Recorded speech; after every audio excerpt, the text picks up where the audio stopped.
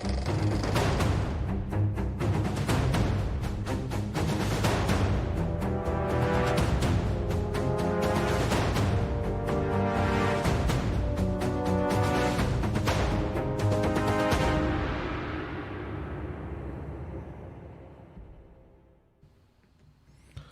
morning, everybody. Happy Super Friday. Welcome to the Courtroom Files Live. It's good to have you all here today. We're going to start our day in the Wayback Machine. This is actually from yesterday afternoon. This is Judge McNally. He's doing a preliminary exam. And it's pronounced Hadid? Hadid. Hadid. I'm sorry. And Mr. Jones? Good afternoon, senior staff. Jonathan Jones, appearing on behalf of Mr. Crawford. Sir, your name, please? David Crawford. And your name, sir? John Beaver, Sir Driver. And you are with what department? Michigan State. Thank you. How do you spell your last name? It's BEAFORE, Your Honor. Thank you very much. All right, today's the date scheduled for preliminary exam. Defendant here has been charged with assault with intent to do murder, assault with intent to murder, assault with intent to do great bodily harm less than murder. We have 2 counts of that, one on Officer Bernard, one on Officer Crawford. And then I have a FA case where the victim is named as Officer Bernard, and then possession of a dangerous weapon without lawful intent, assault resisting obstructing officer, and a second count of assault resisting obstructing officer. The first of those set forth in count 6 lists Officer Bernard, count 7 lists Officer Cormier. Any preliminary matters, Ms. Hadid? That's great. I have the difference outside in the hallway. And if there's anyone else in the courtroom that would be testifying today, and I would ask for the exception for the officer. All right, all witnesses with the exception of the officer in charge and the defendant who are going to testify either today or at the time of trial have to leave the courtroom, okay? Are all of your witnesses out? Yeah. Sure, if I may, the gentlemen behind me are not testifying. They're here observing from the police department. I figured you would put their names on the record. Yeah, I honestly know who they are, and I have no objection to being there. I have Chief Watson, I believe that's Lieutenant Wheeler, and Deputy Chief Starzyk. And I've got Deputy Chief Lafayette as well. So they are here, they're not testifying, no, true? Not testifying today. Okay, well, they're not gonna testify at trial either, right? The chief or the deputy chief, but perhaps the lieutenant. I'm gonna have to ask whoever might testify at trial to leave as well. So let the record reflect Lieutenant Wheeler is leaving. I think it's Lieutenant. Okay, thank you. All right, any other preliminary matters, Ms. Hadid? Any other preliminary matters, Mr. Jones? No, thank you, Judge. All We right, sit. pardon? We sit. You can sit, yes. Call your first witness, John.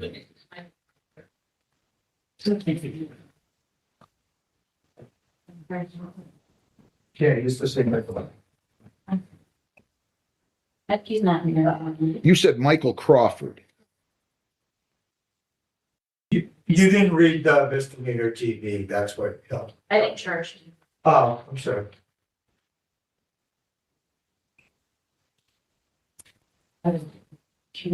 Sir, you can come right up here to the witness chair if you would, please.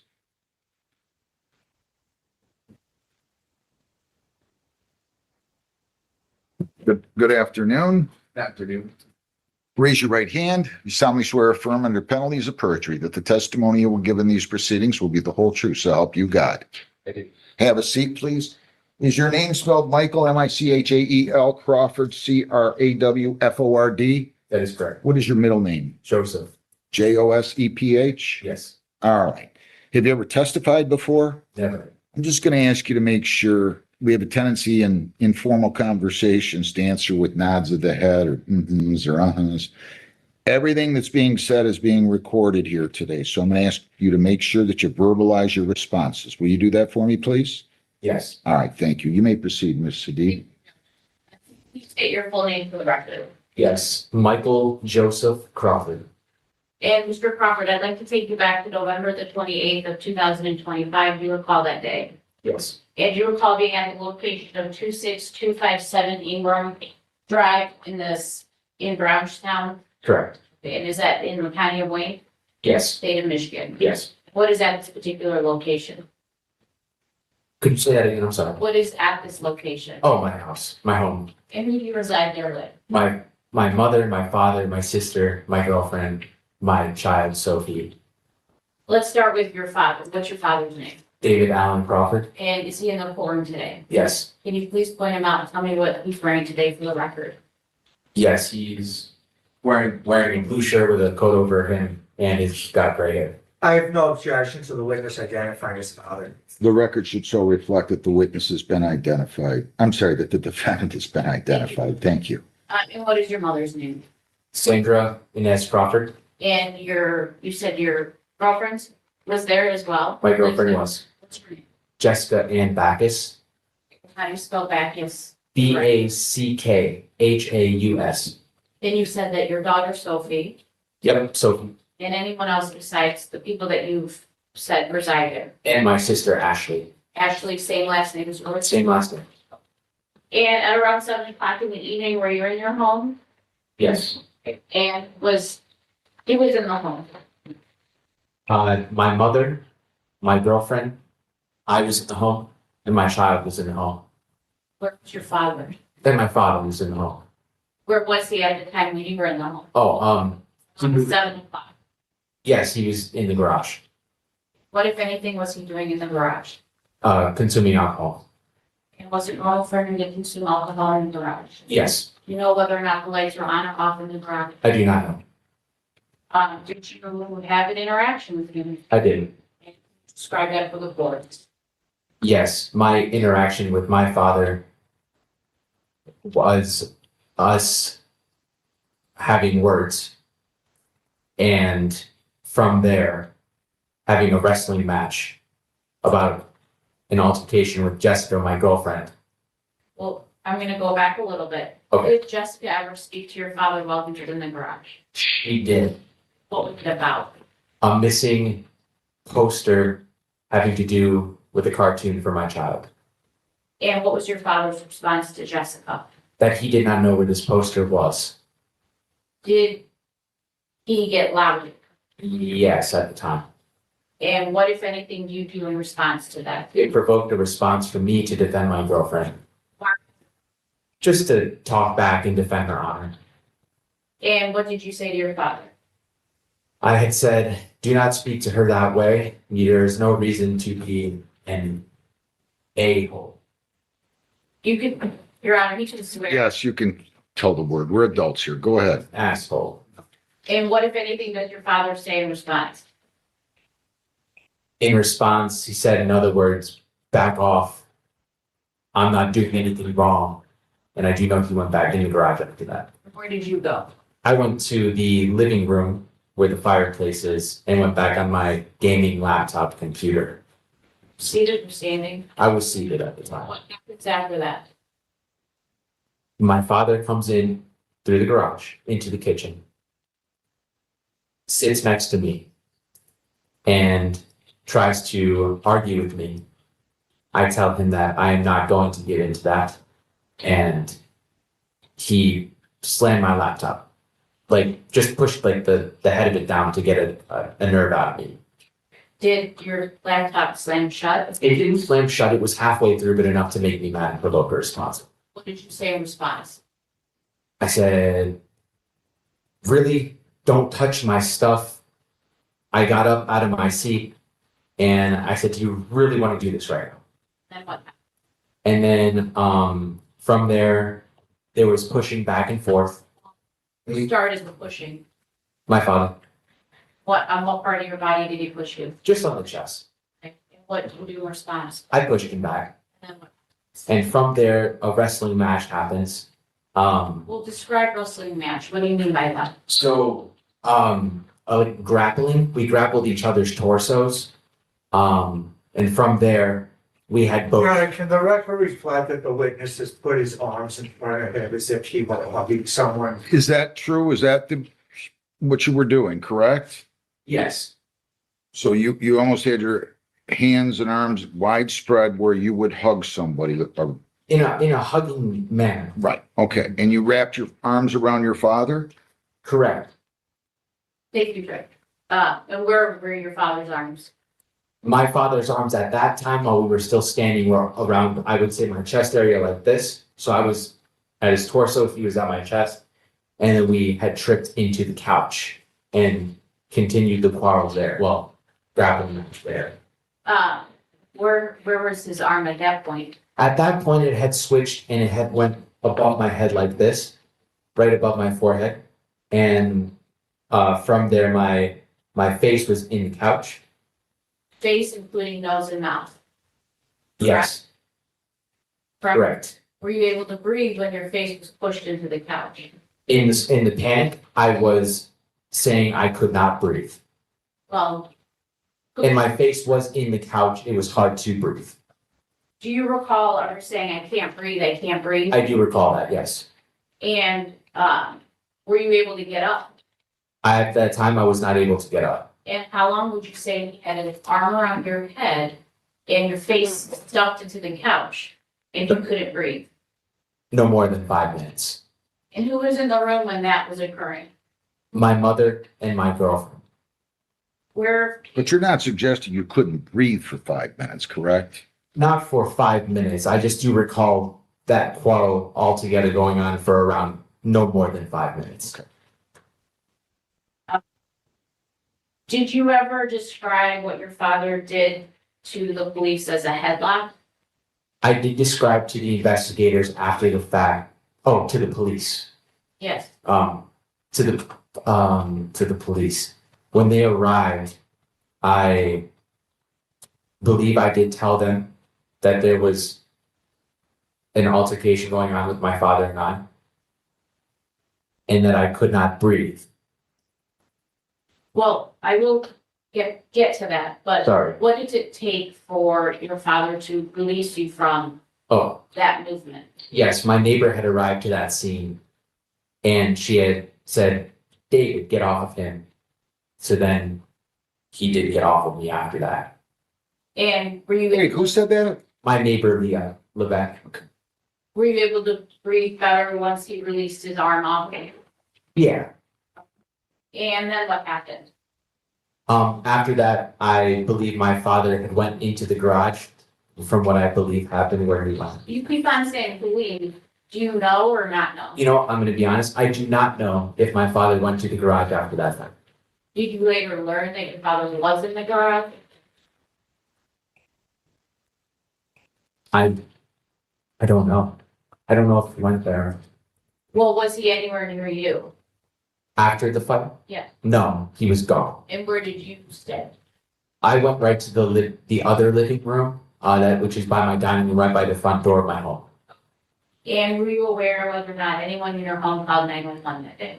I do know that my girlfriend Jessica did call 911 that day. And did the police arrive to your home? They did. The Brownstown Township Police Department? I believe so. And did you meet with officers in your home? Yes, I did. Did you tell them everything that had occurred? I had. And did you describe the motion or the movement that your father did towards you as a headlock?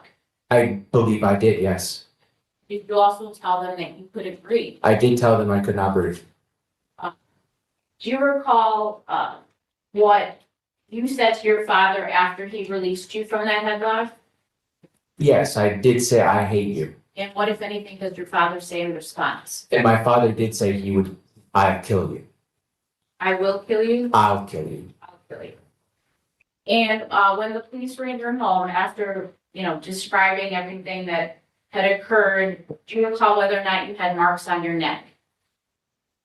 When the police came, I do not recall checking to see if I had marks on my neck. Did you request to go to the hospital, or did you request EMS at all? No, I did not. And then where do you proceed to go? My neighbor's house. In your garage, are there any weapons in there? Tools. So, No guns, no firearms. and you say tools, are those considered weapons too? I would say tools could be used as a weapon. And then after you go to your neighbor's house, do you stay there until the police come in to the home? Well, the police had already been there. We had stayed there until they were trying to defuse the situation. And after the incident, did you make a statement, a formal statement to detectives from the Michigan State Police? I did. And did you describe to them again that your father had you in a headlock and that you couldn't breathe? I did. And do you recall a detective from the Michigan State Police taking pictures of you? I do, of my neck.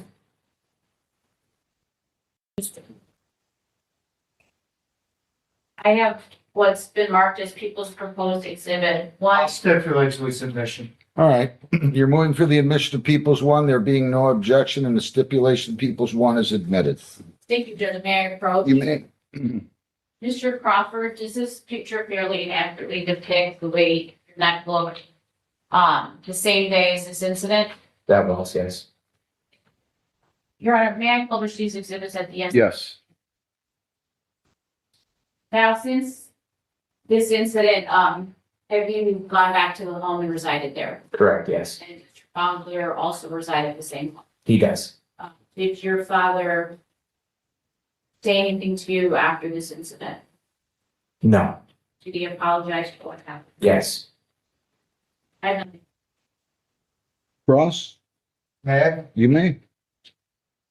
Can I call you Michael? Sure. Good afternoon, Michael. How are you? Good, how are you? I want the record to be real clear. You know who I am, right? I do. We've talked on the phone several times. Yeah. And you're not enjoying this any more than I am, right? No. Yeah, there's probably no place you'd rather be less, right? Yeah. Okay. So, sister counsel, the fancy word we used to say, or, asked you a bunch of questions. I'm gonna ask you a few too. Okay. So, when you initially went into the garage and the verbal confrontation with your dad started, you had said he had been consuming alcohol, correct? Yes. Do you have any idea what he consumed? I would imagine to be Bud Light if I had to take a guess there. Okay. And how long have you lived with him? Oh, my whole life. 29 years. Fair to say that you've seen some alcohol before? I have. Fair to say that based on the fact that you lived there your whole life, you know what his habits and styles are? Oh yeah, pretty well acquainted. His Bud Light is the drink of choice. Yes. Do you have any idea how many cans, bottles, whatever it was, he might have had that night? Oh, I don't want you to guess. If you know, you know. If you don't, you don't. I don't know, but I have a good idea. All right. What makes you say you have a good idea? I just, based on previous accounts of him drinking, it's a good 12 pack will do it. Okay. So do you believe around 7 o'clock when the timeline started that we're talking about, that he was, somewhere in the neighborhood of 10, 12 beers in? Is that a Yes. yes? Remember what I'm you sorry, said? Judge, I'm sorry, yes. Okay. You won't get in trouble, don't blame me, so guys, okay, all right. So having said that, what was he doing in the garage? Was he working, was he standing, was he sitting, what was he doing? Drinking and talking on his cell phone. Do you have any idea who he was talking to? Other family members, Or in the house? not in the house. We have family in New Jersey. What, and again, was he sitting in the garage, describe for what it looked like when he walked in the garage? He was standing at the time. Does he have a chair or something he sits in the garage? He usually sits on the step of the garage. But he was standing at this moment in time. Yes. When you walked into the garage, was he facing the door you came in through? Yes. Yes. Okay. Immediately upon making eye contact with him, you expressed yourself. Yes. Okay. And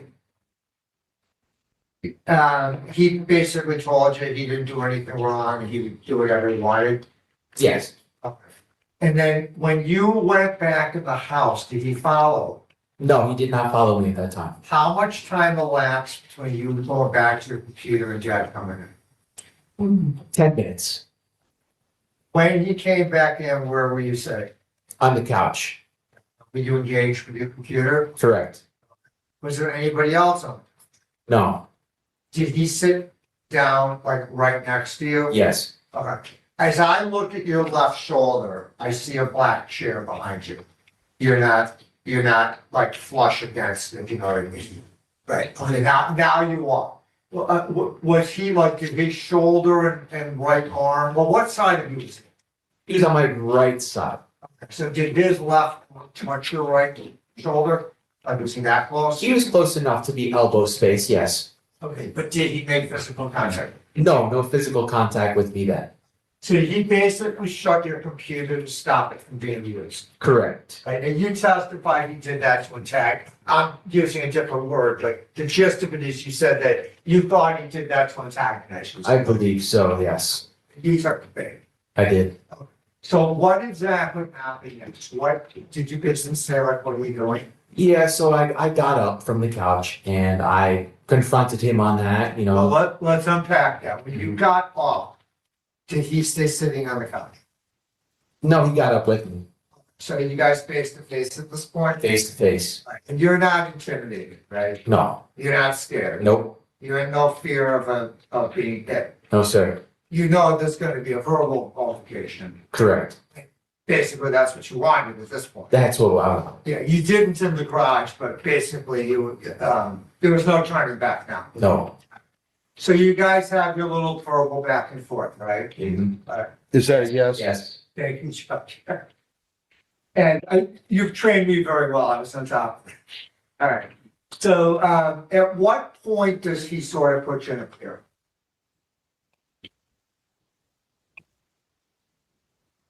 the bear hug would happen about a minute after the push. Okay, he pushes you, you said in the chest, Yes, can you show me on your chest? right here. I mean, he literally. Up where, in your sternum area? Right. Okay, okay. And does that move you backwards? It does. And you just come right back to where you push him? Yes. Mhm. Is that a yes? Where? Oh, where? I push him back in the same area in the chest area, like right. Does he move back? He does. Is he like wobbly at this point? He is a bit wobbly. Okay, so did you think you were gonna push him over? I thought so. Did you try to? I didn't do my full force, but enough to tell him to leave me alone. Kind of. Is it fair that you thought in the condition he was in, you might have pushed him hard enough that he might go down? Not at that time. I don't think I pushed him hard enough to actually make him hit the ground. Did he push you back? He did push me back. And then? And then from there, we grappled or wrestled. That's when I grabbed him by his torso and he grabbed me by my upper half here. About in your shoulder area. Yes. I want you to understand, I'm not trying to make a mockery of this, but I want to get it as clear an image as I can. Have you ever watched professional wrestling? I have. So you've seen that sometimes when the matches start, they push each other and then they, as you said, they sort of lock up, but I think is what the announcers call it. Yes. Is that what basically happened? Yes. So when you guys lock up, do you feel like you're in a meeting? I do not. When does the locking up move into, in essence, locked up to being on the couch? I'd say probably about 20 seconds. Okay. Can you describe what physically changed to move you from locked up, standing on the floor to being on the couch? Yes. So we had tripped while we were locked up. On what? I tripped over my foot in that time. And it was my foot because I remember that dropping me into the couch area. From the couch area, that's when the movement interchanged, like the shit switched. So when it changed, is this when you were in a headlock? This is when I was in a headlock. Okay, can you please show us on your bed with your arms slowly, because we're going to describe it for the record, where your father's arms were on your head when you were in what you described verbally and then in written form, the headlock? Yes. Okay, so I want the, you guys, bless you. Thank You gotta stay there long enough for me to paint a picture. All right. I want the record to reflect, of course, if there's no objection, Sister Counsel, that Mr. Crawford, the younger, has his right bicep against his right temple And his right forearm is directly across his forehead above his eyebrows where his glasses blank. So stipulated. Okay, Alright, and, if you're comfortable, you can stay there. If you're not, you can change. You can, you push your hand. That's what I'm trying to say. Alright. So, in no way, shape, or form is he blocking your nose or mouth. Not with his arm. And in no way, shape, or form is he doing anything to restrict airflow via your neck. He is not. Alright, so was there ever a point where he did either of those things? Where that came from was because my face was in the couch. That's why I couldn't breathe. I don't believe his intention. Objection, Judge, that would be speculation. Well, if he knows, he knows. Well, you can't testify to what someone else's intent would be. all right, that's fair. I can rephrase that. Well, I'm gonna keep all of that answer in there, but I don't believe that was his intention. I'm striking from the record. Alright.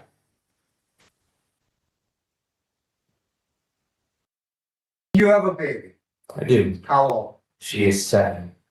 7 years old? 7 years old. So she got a baby in. No, I still think she was though. Alright. So when your 7-year-old was little and she stopped, even when she was in a crib, there would be times she would sleep on her stomach, right? Right? Yes. And sometimes she would do that, her face would be down on a mattress, right? Yes. The first time you see that as a parent, you flip out, right? Yes. That's because you're like, oh my God, she can't breathe, right? Correct. Yes. But then you learn that they can breathe, Yes. and they're really not restricted in airflow, Correct. right? And then you tell all your other friends who are parents and you laugh at each other, right? Yes. So is that sort of what we have? Yes. Now, when he said he was gonna kill you, he didn't know you. I did not know. Did he ever do anything to make any form of gesture that led you to believe he was trying to release you? Never. Did he ever do anything where it even crossed your mind that your life could be in danger? No. After he made that threat, did he touch you? No. Did he ever introduce something into this altercation besides his mouth, verbal, and his hands, as we've already discussed? No. I think you said, but I'm just going to confirm, you're 29. Correct. Thank you. And You may proceed, redirect. Did you want any of this to happen? no.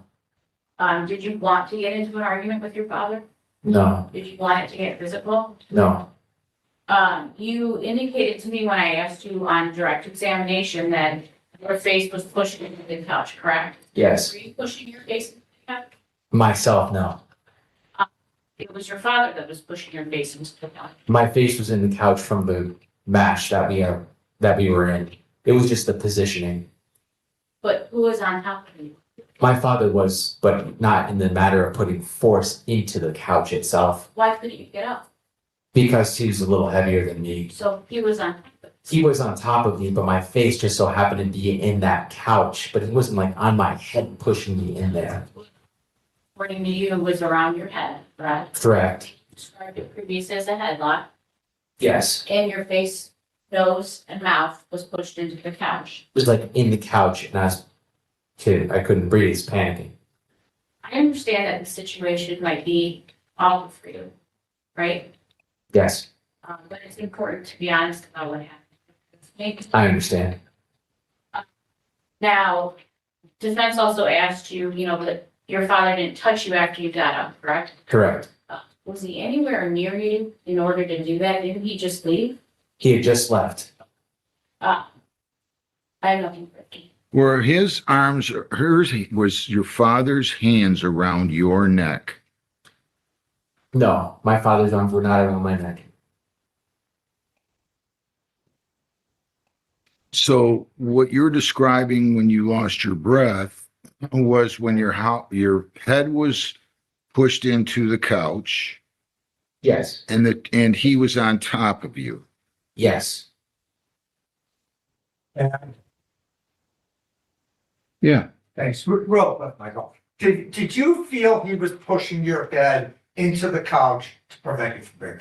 I do not feel that he was forcing my head into the couch. It was just the positioning. It's very hard to paint the picture. I do apologize. I mean, for whatever it's worth, I think you're doing better than you realize, but the question is, you said you were panicked. Yes. Okay. But that's distinguishable from someone preventing you from breathing. Yes. And it's clear that you did not think he was trying to stop you from breathing. No, I do not believe that was his intention. I would object to that. You can't testify to someone's intent. Oh. Well, I think as I see you weighing the scale of justice in your head, I think what is really the relevant point is whether or not the witness. Yeah, I disagree with you. I'm going to overrule you. I'm sorry. You can step, unless there are more questions, any one of you. You can step, you can, Well, obviously, I don't have the intent to carry, he makes this. you are free to step down. You are free to go. You cannot discuss your testimony with any other witness. Call your next witness, please. Miss Leah, Lavin, she's in the, Okay? hallway.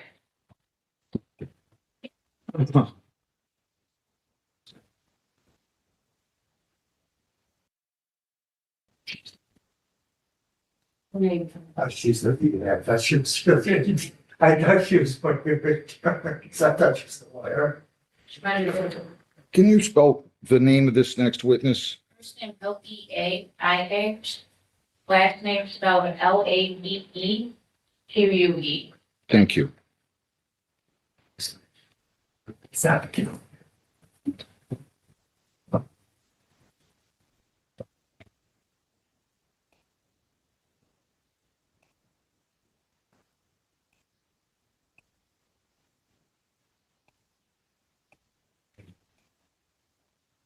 You can come on right up here to the witness chair, ma'am.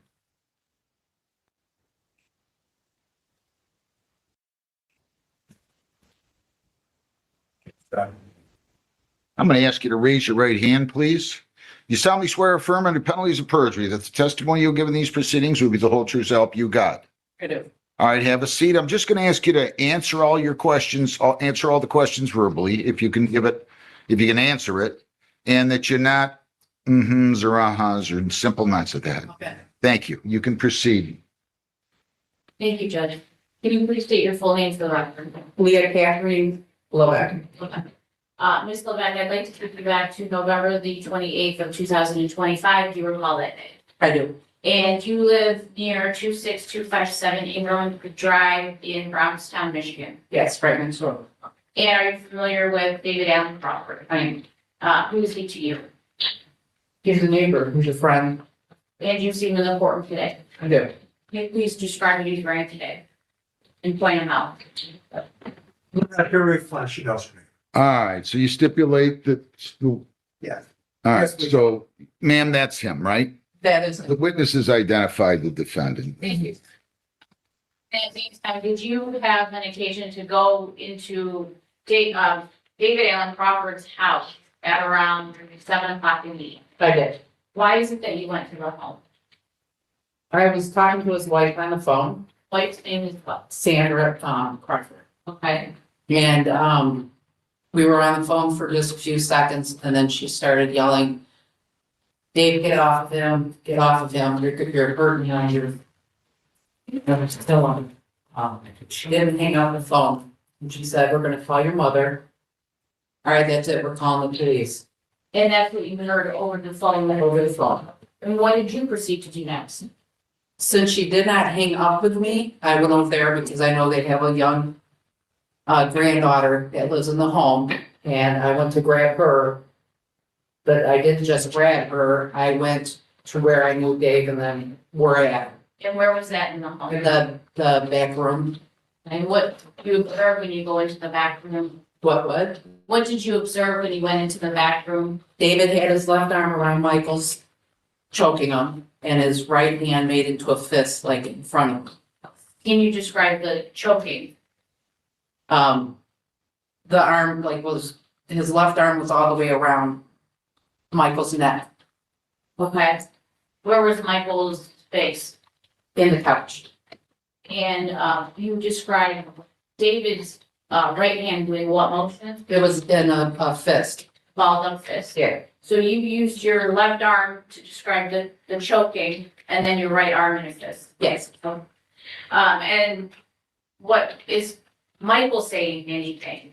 No, I couldn't, it's possible he did, but I don't recall Michael saying anything. I put my hand on Dave's shoulder and said, Dave, stop, you're hurting him. Dave looked at me, looked back at Michael, said something, and I couldn't tell you what he said. Then he got off Michael and went to the garage. And did you see him walk away and go into the garage? I followed him.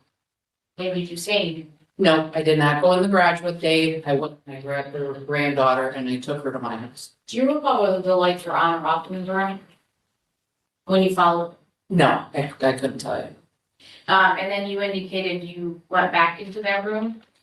The family room area? No, when Dave got up and walked out, I followed Dave. He went left into the utility room, which leads to his garage. And I went straight and grabbed their granddaughter and went out the front door and went home. Okay, did, Michael, Sandra, and Jessica end up coming to your home? They did. How soon after you had taken the granddaughter to your home, would you say they went to your home?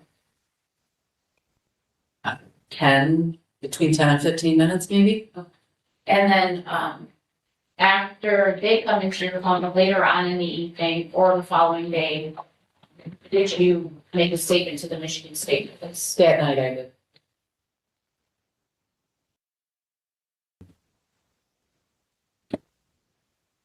I have nothing further. Cross? Just a couple of quick questions. So you said that David's right hand was balled up in a fist. Correct. Did you ever see him hit Michael? I did not. Did you ever see his hand move? Yeah, like. But that was when I tapped him on the shoulder and told him to, get off of him. So he just sort of moved to like, sort of, look, it's I think because my voice is not a voice he hears hearing in his home, that it kind of startled him. I mean, this wasn't the first time you were there, obviously, right? Last This time- wasn't the first time you had been. Oh, no, I've been to their house. Right, okay. But he may just not have recognized it as that. Yeah. All right.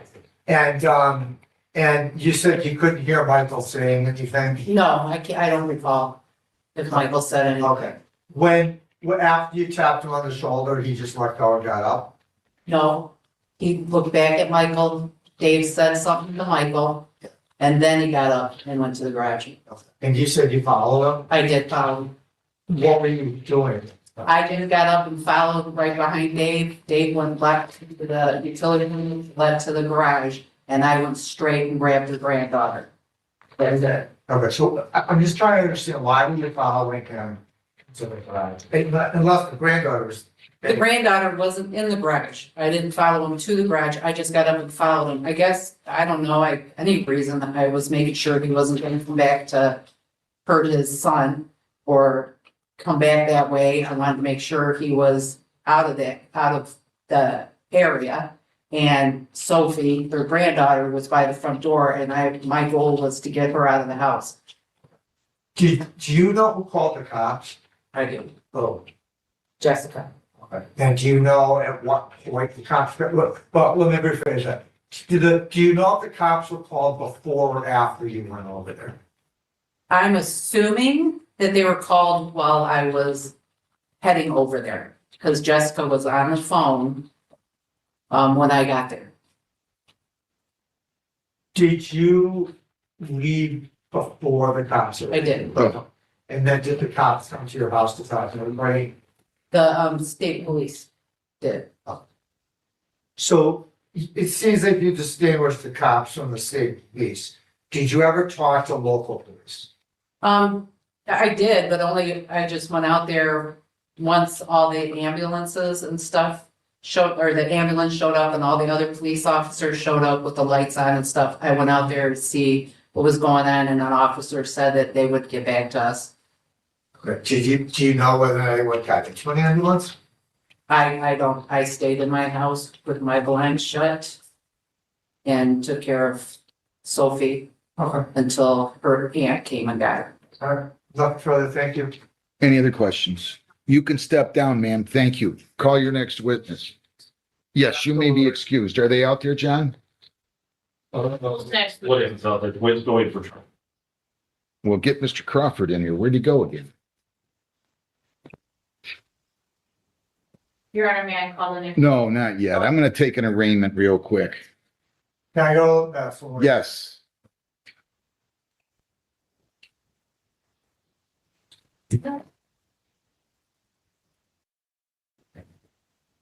I thought it.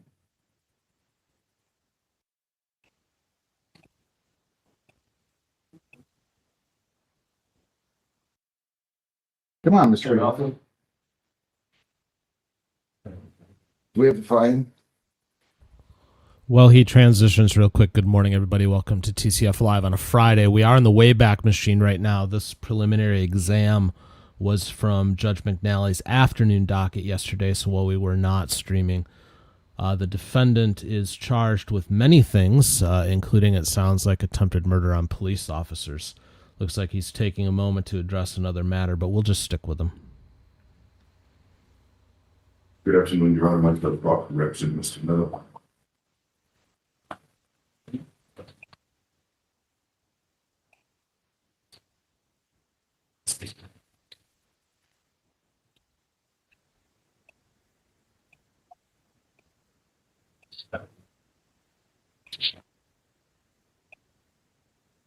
Sir, come on up to the podium and tell me your name.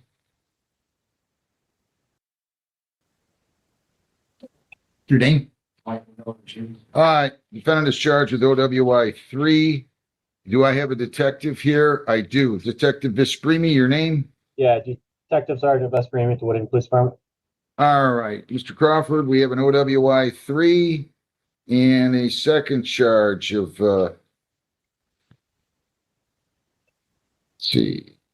Yeah, the first is operating with a high BAC with the two priors. The second is OWI third. So both 5-year felonies. How's he going to proceed? Your Honor, my client's going to stand meet, wait for reading on the charge. Sir, I'm going to advise you of your rights. You have the right to remain silent. You do not have to say anything. If you choose to say something in or out of court, whether orally or in writing, it can be used against you. Do you understand that? You got to keep your voice up. Yes. You have the right to be represented by your lawyer not only today, but at all subsequent court proceedings. Also, if you choose to submit the question with law enforcement officials, you do have the right to be represented by a lawyer at that questioning. Do you understand that? Yes, sir. All right. Can you afford your own lawyer, or do you wish to apply for a court-appointed lawyer? Court appointed. Do you work? That doesn't work. It is home care, taking care of us. All right. Probable cause conference you're entitled to within 14 days. At the probable cause conference, your lawyer will discuss this case with the prosecutor. If it goes that far, preliminary exam will take place 7 days thereafter. Probable cause conference will be in front of Judge Huston, January 27th at 9:15. Preliminary exam will be February 3rd at 11 a.m.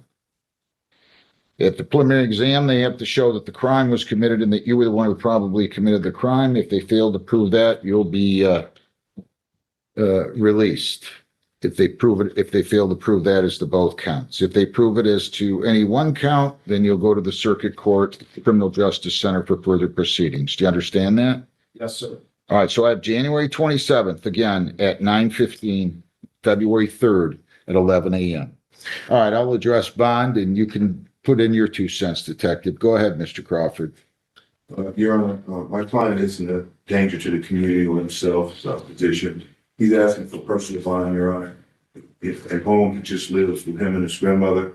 She's in need of regular, steady care. He provides that as part of his income. Without him being present, Your Honor, she will be in real danger, unable to take care of herself. My client's going to return back to court to take care of this. He really understands that this is very serious, so he intends to return. Your Honor. Paul, showed up. Thank you, sir. Detective Visprimi, did you contact the defendant today, or did you just go out and arrest him? I believe he was at Wayne County and our officers picked him up from there. What were you in Wayne County for, sir? They called. But I don't know, I believe he was getting released from Wayne County. If I'm For not what? mistaken. For what, sir? I believe the probation department.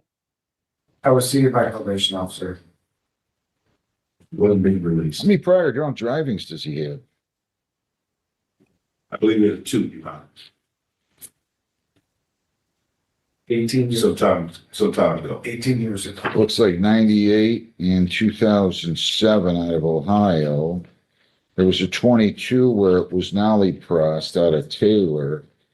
Lieutenant, what was the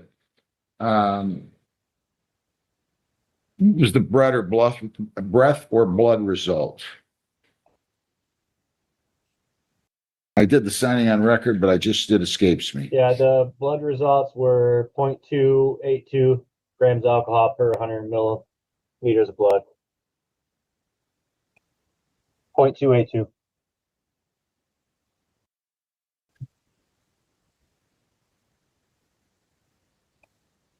Do you drive, do you have a valid license?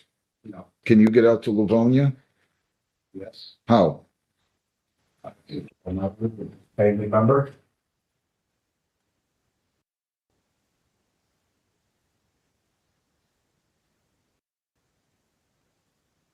I can do one of two things. I can either make this easy and have you go get it yourself, but you're gonna have to get it yourself, or I can order you to go to the county jail and you won't be released until you're fitted with a sober length device. Do you understand?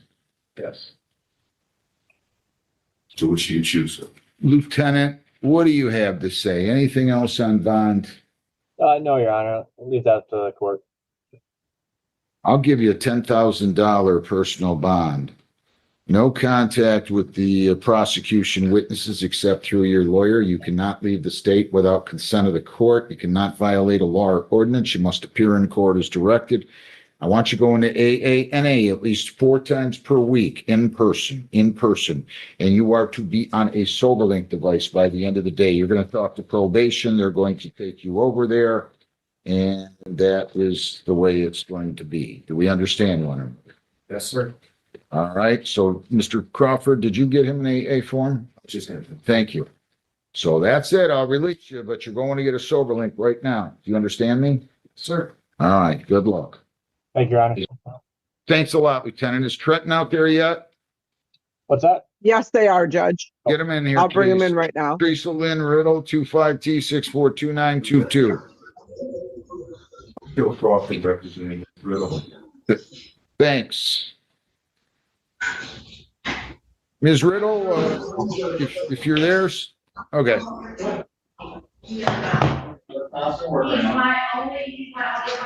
Come here, Miss Riddle, come on. We're going back in front of the judge.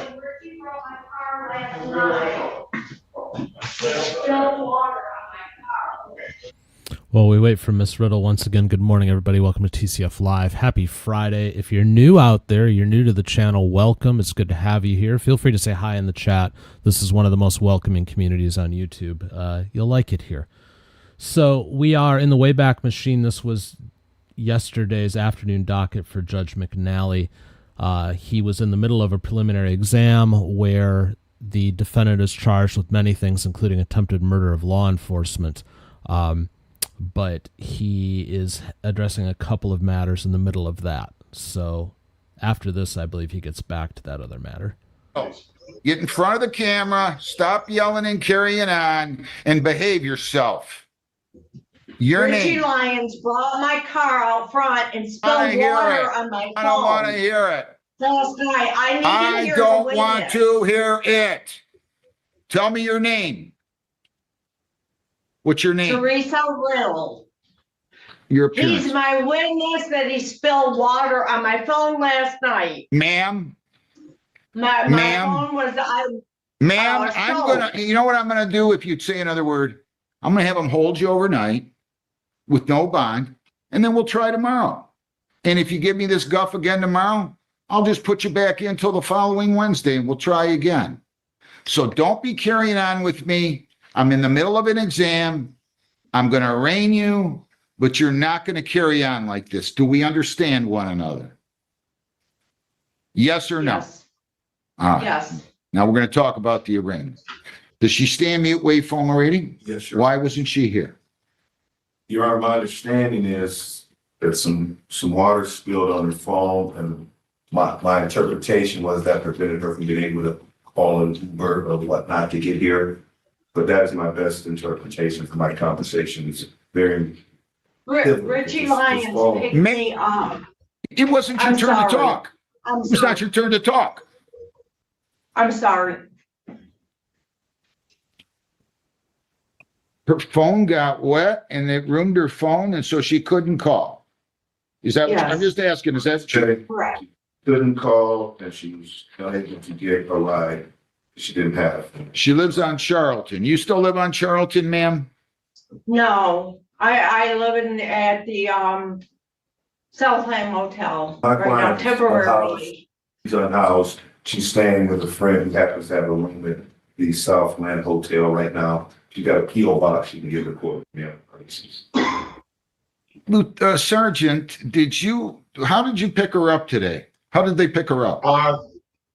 Good afternoon, Judge, Detective Sergeant Mark Driscoll. After I was made aware that a warrant was going to be issued, I was able to realize Miss Riddle was in town on our flock camera system. One of our officers located her over at Walgreens made contact with her. They were made aware of the warrant, that she didn't appear this morning as she was scheduled to, and that's where we're back at it again today.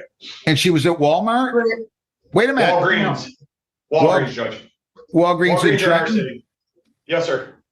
Can I add one thing to the phone idea Sure. real quick? And I know you're in the middle of the exam. So we have 8 from about 2 a.m. yesterday, last night, early this morning to 7 a.m. that Miss Riddle emailed council people and the mayor of Trenton to articulate an old case that she believes that we haven't investigated properly, make allegations that have been unfounded. And I'm not going to go too deep in the weeds because it doesn't necessarily pertain to this, but there's this repetitive behavior of her mass emailing and people that if she wanted to report a crime, she would, Miss Riddle, I'm not talking to you. Ms. I'm not Riddle, talking to you, Ms. Riddle, Ms. Riddle, ma'am. The judge is talking to you, ma'am. Don't talk to me, talk to the judge. Ms. please. Riddle, look at me, ma'am, or I'm gonna cut this off and we'll Yes. arraign you tomorrow. So my point, Judge, is I believe that her phone was operational. She was able to send Was? 8 consecutive emails between 2 a.m. and 7 a.m. to the mayor of Trenton, to several city council members. So to me, the excuse that her phone wasn't working, obviously working well enough, ma'am, I'm not talking to you again. Stop it. So that's just what I wanted to articulate, that we have this ongoing issue with her within the city, contacted people that she wouldn't report a crime to. Now her claim is that her phone was broken, Judge. That's where I'm at. It was Prepare a wet forfeiture, It got ma'am, by Richie Lyons, gonna- and I need to hear. ma'am, I'm gonna really lose my patience here if I already have. I'm not gonna ask you again. You don't want to show up on this case. You weren't here March 26th. You weren't here April 24th. You weren't here December 4th. I arraigned you yesterday and you didn't show up today. We're not putting the warrant in the lien, but I am forfeiting the bond. And the new bond's going to be 10,000, 10%. And if you post that, you don't show up, you know what I'm going to do next time? I will set 100,000 cash and you will be sitting in jail until I get ready to take care of this case. This is ridiculous. You don't get to do this. Ma'am? I have Ma'am, evidence. I'm not going to argue with you. And that's it. We'll give you an early court date. Unfortunately, you just screwed yourself by not showing up today because Trenton isn't going to be back in front of me for 2 weeks. So I hope you can post $1,000. What, ma'am? I need Ma'am? Richie Lyons here. He had was the it. one Ma'am? who spilled the water on my phone when he picked me up last night. Ma'am? Do you believe Richie Lyons? Ma'am? I believe that you were He's my only witness. I believe if you were at Walgreens in Trenton, that you could have made it here for your court date. Period. No, my phone Ma'am, died. ma'am, Read the receipt. The receipt says that Ma'am, the phone was dead. This hearing when I is went to over. Taylor. You don't understand. Same bond conditions as I outlined yesterday. Now you have to post 1,000. If you want to forfeit that, that's up to you. You must have a lot of money because you forfeited a I'm ton of on bonds social on this. security disability and I only Ma'am. get a pension Ma'am. from customs and immigration Keep your mouth for down. 10 years I Ma'am, keep your served. mouth down. What, Sergeant? Sorry to bother you, Judge. I know you got a hearing. Can we put in a stipulation for her not to contact? Because I don't want this to get to another harassment complaint. If she has complaints, criminal complaints, she's obviously welcome to come to the Trent Police, but contact with the mayor on complaints. Well, I don't know. Complaints. I can't, hang on. I can't, ma'am, will you please stop looking at him? I can't Rolling? believe what's coming out of his I mouth. can't believe you roll your eyes and you're this disrespectful. I just can't. Ms. Merito, I've been friends with Deb Devitt, with the I mayor. don't care I've been who friends your with them for friends 10 are. years. I don't really care. I'm I friends with did Deb Devitt, charity but I could work care less. with Deb 10,000, and ma'am, all of those guys. 10%. I can't order that, detective. I mean, I can't order not that they're not witnesses to this crime, so I can't really order Okay, Judge. that. But you can't violate a law. So if you keep harassing them, they're going to charge you and I'm going to forfeit your bond again. I've only There contacted you them one time, Judge. I don't Are we want to all hear set it. here, Judge? I don't want to hear it. I don't want to hear it. No, what are we doing? The 29th? That's the best I can do for you.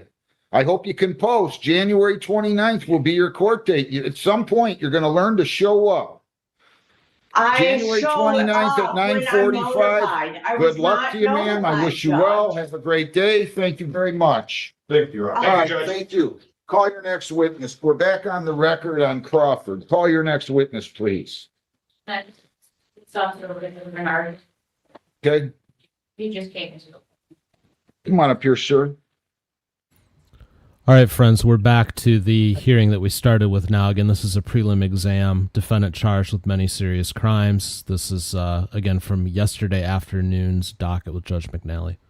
You solemnly swear or affirm under penalties of perjury that the testimony you'll give in these proceedings will be the whole truth, so help you God. I do. Okay, have a seat, please. You may proceed, Ms. Adit. Thank you, Judge.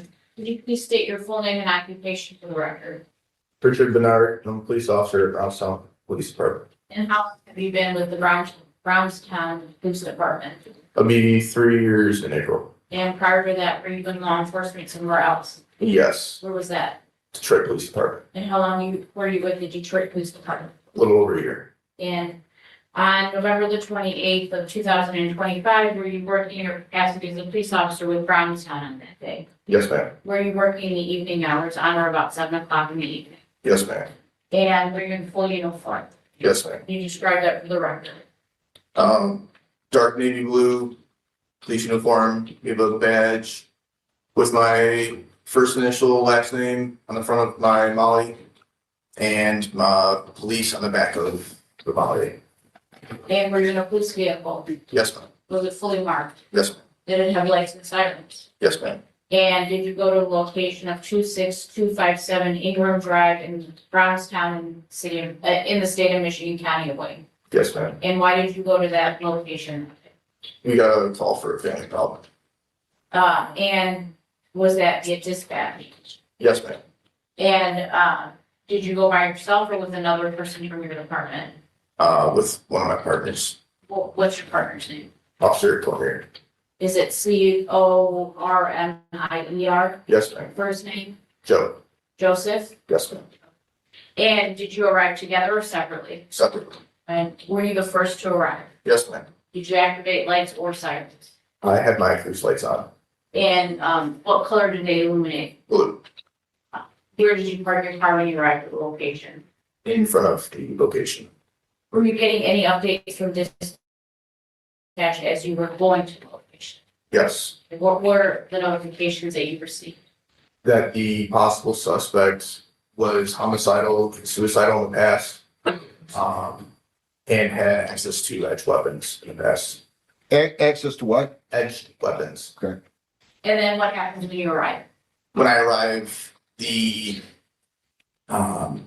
son's girlfriend walked out of the neighbor's residence to the west of the address and met with me in their front yard, and they started to explain to me what was going on. And what did she say to you?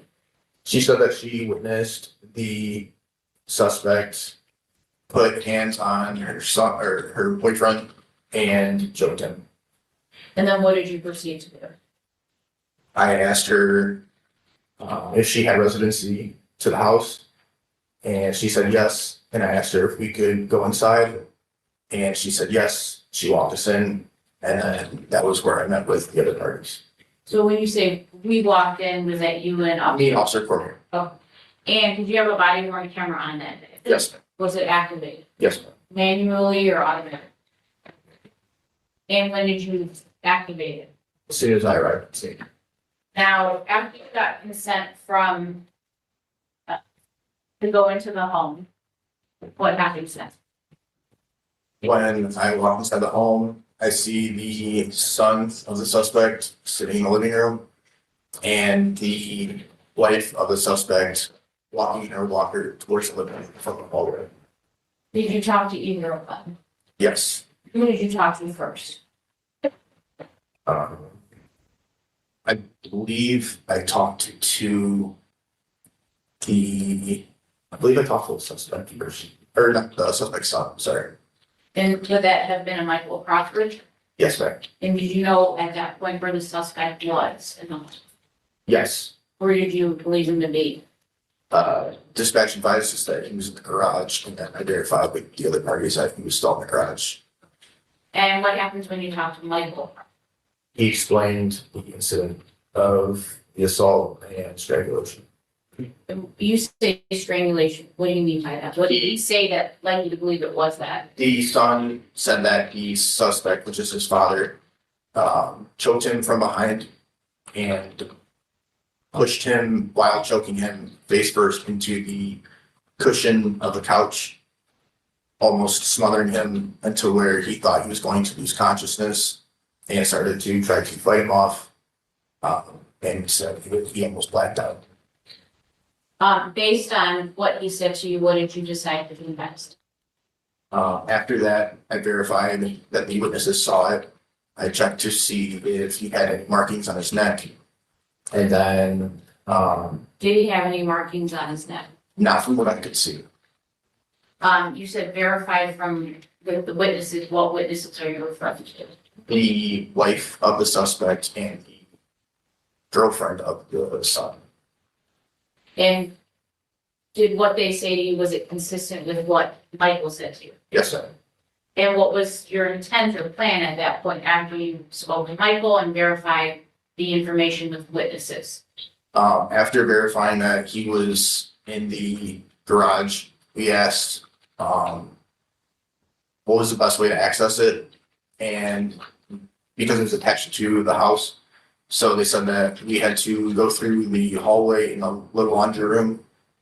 So I had my partner, Officer Cormier, go and open up that door just to verify he was in there.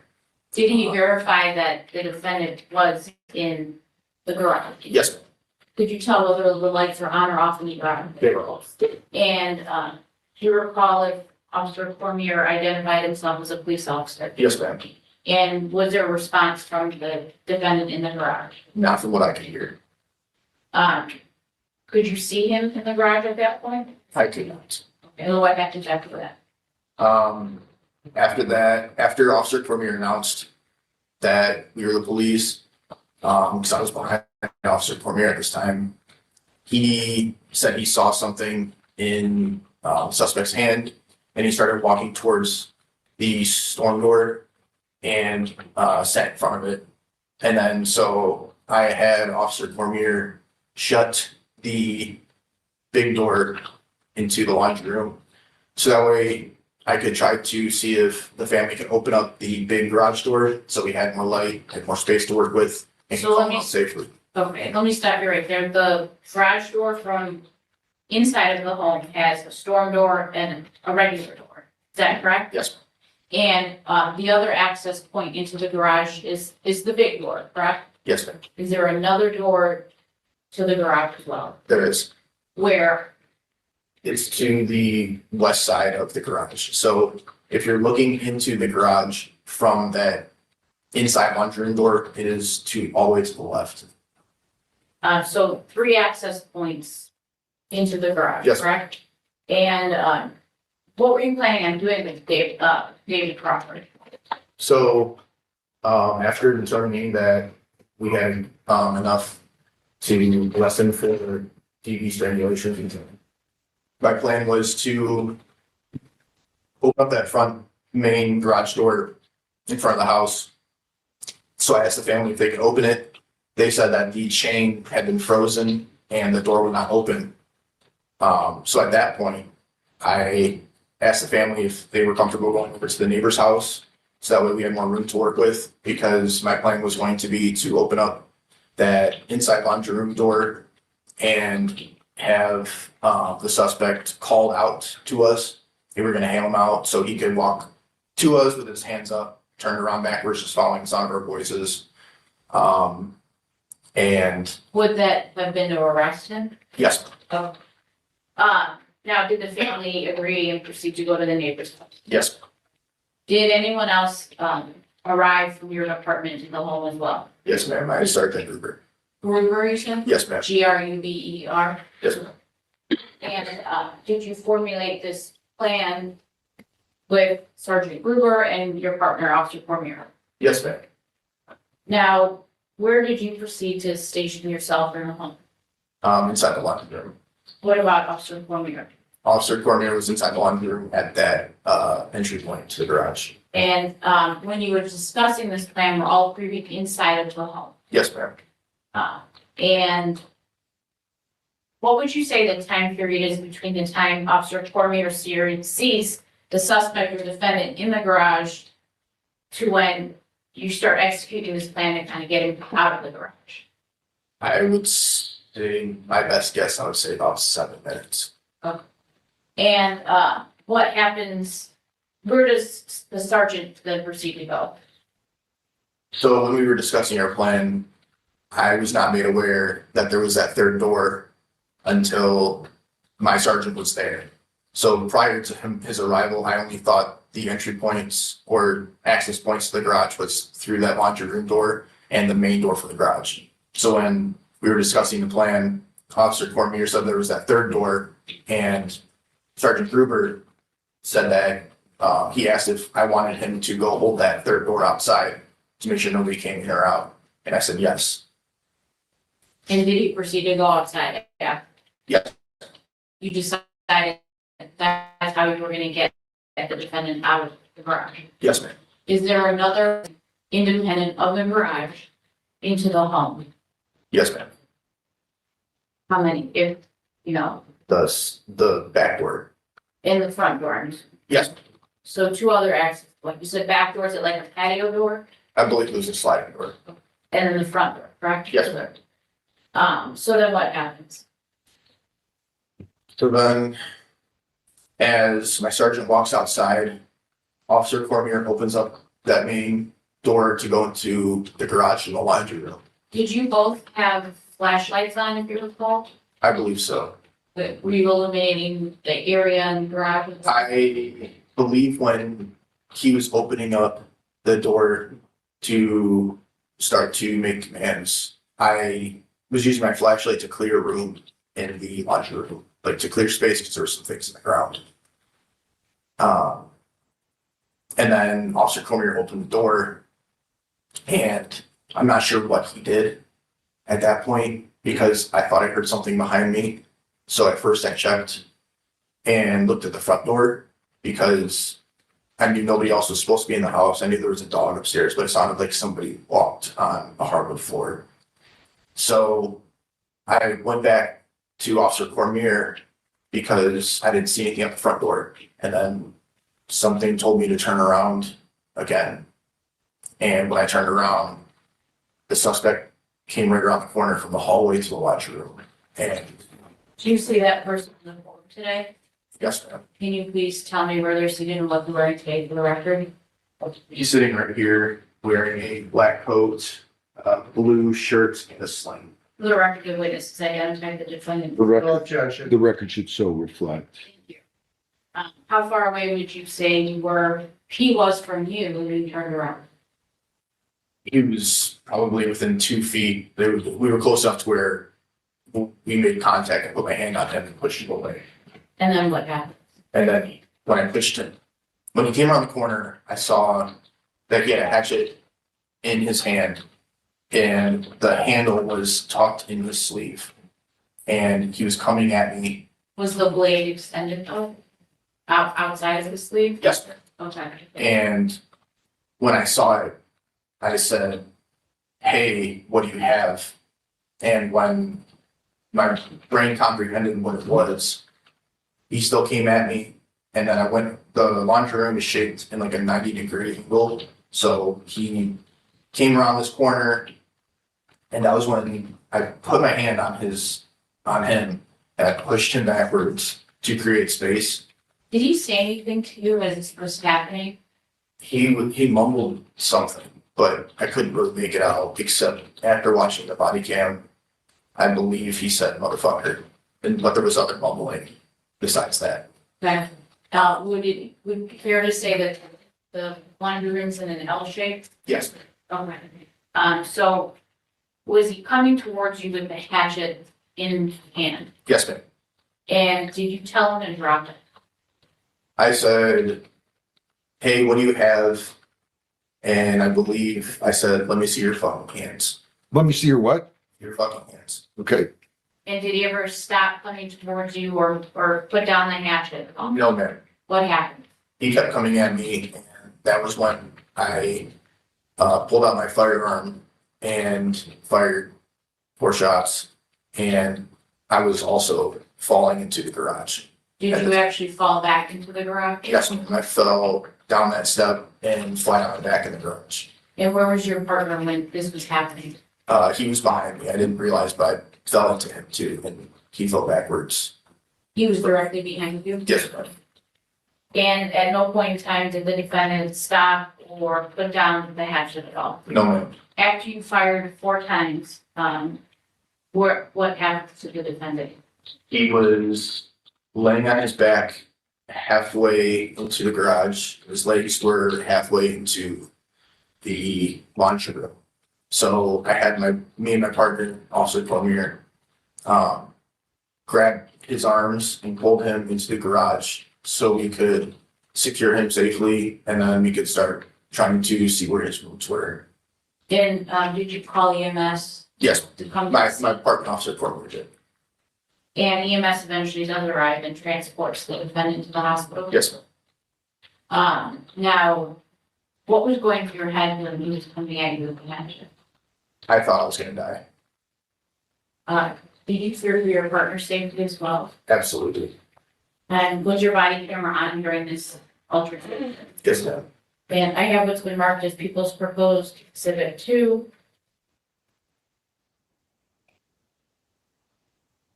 No objection to his admission. Peoples 2 is admitted. If I may approach, Yes. is this a still shot from your body worn camera showing the defendant with the hatchet coming toward you? And have you had an opportunity to watch your body worn camera since this incident? Yes, ma'am. And does it fairly accurately depict the events as they occurred? Absolutely. I have it marked as People's Exhibit 3. I would like to play just a minute for the court. Go ahead. Just playing. Oh, jeez. Is Shane here? I don't know. I have no objection to it being played. Go ahead. All right. So that's the video from his body cam. But I'm only playing a minute. That's fine. Mark the time. Don't know how to project it for you. Yeah, I know. And I'm not a tech master either. That, We thought you were. You have such nice equipment. I just kind of know what it is. Shares. Oh, what about my mom? Okay, Chicken chip. he's coming in. All right, so we'll get our IT guy then. So you have people for this thing. You don't know what you're doing, you surround yourself with those who do. That's my motto. Right. Is there a public Wi-Fi? That would be the other issue. What's that? Public Wi-Fi. Well, we're on YouTube. Yeah, I know, I need internet. You wanna go off YouTube? No, we don't need to go off YouTube. Can I see exhibits 1 and 2 that have been admitted, please? Yes. You want me to take a public picture? My arms are out. What's that? My arms are out.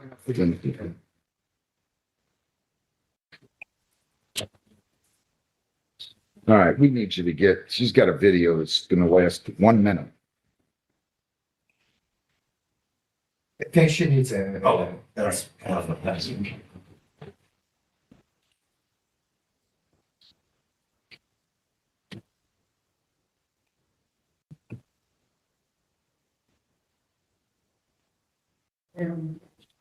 Yeah, yeah, yep. And you're connected to the Wi-Fi? No, I can't. It's fine. Three this. Let's go back. It's, yep. And I need to read the ID. Issue. Yeah, yeah, that's.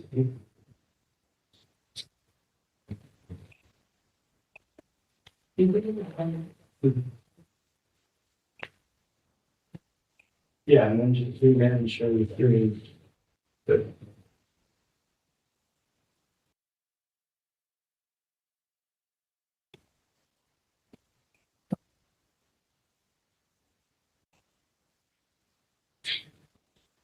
All right, we're ready?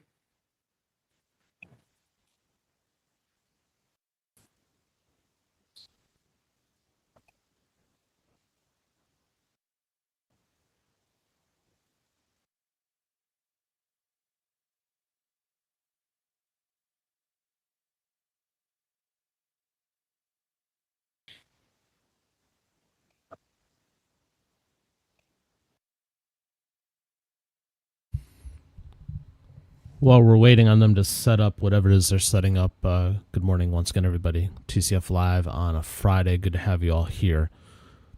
This will undoubtedly be talked about in the 4th hour. And again, members, you can join me in the 4th hour. If you go to Discord, you'll find the link posted in the member announcements. If you are a Sidebar Cast member, you'll find it in our Sidebar chat as well. I think this whole thing deserves some discussion.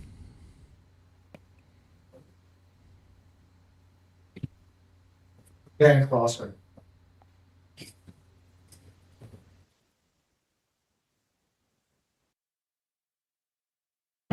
Good, there we go.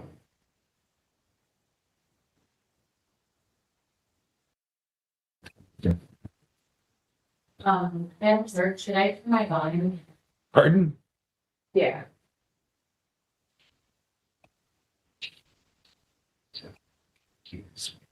What did you say?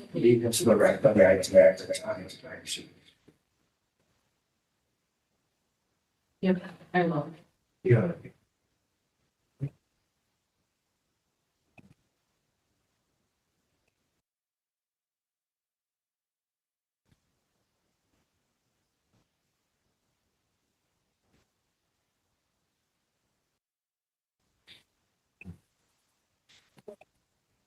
The sound's not projected.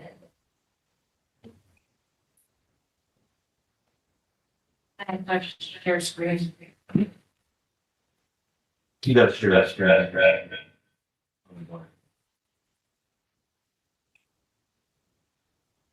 Is Shane on? People.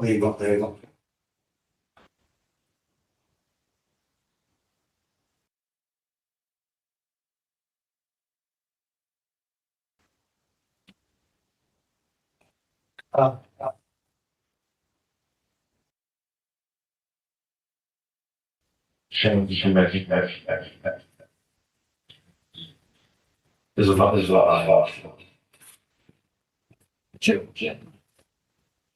If I may, just like sort of transfer. He's coming. Wait a minute, let's wait. I can't, it's echoing. Let's just wait till he gets here.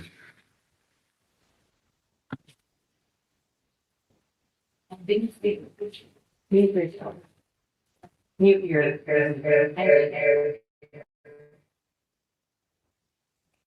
Now we're good? Yeah, that's a good I idea. turned off my audio and stuff, but All right. Are we good to go now? Shane, just wait 1 second, please. Are you ready to play that? I am, I just want to make sure the audio projects to the And screen. I'm not gonna have it marked, but that's People's 3, right? Marked as People's Exhibit 3. That's right. You have a good share audio along. It's, I mean, When you share screen and share video. Check box for. Yeah.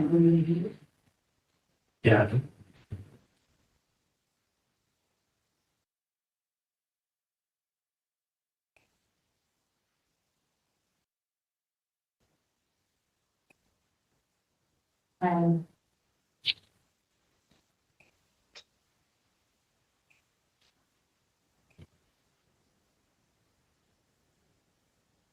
Yeah, they. Right, right. Yeah, go ahead.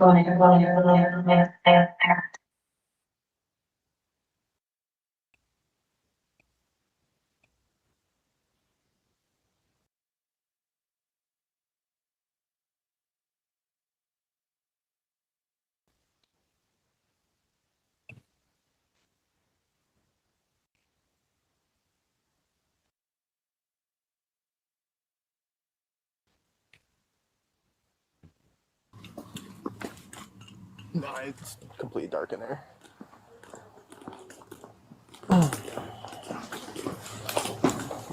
Hello. That's okay.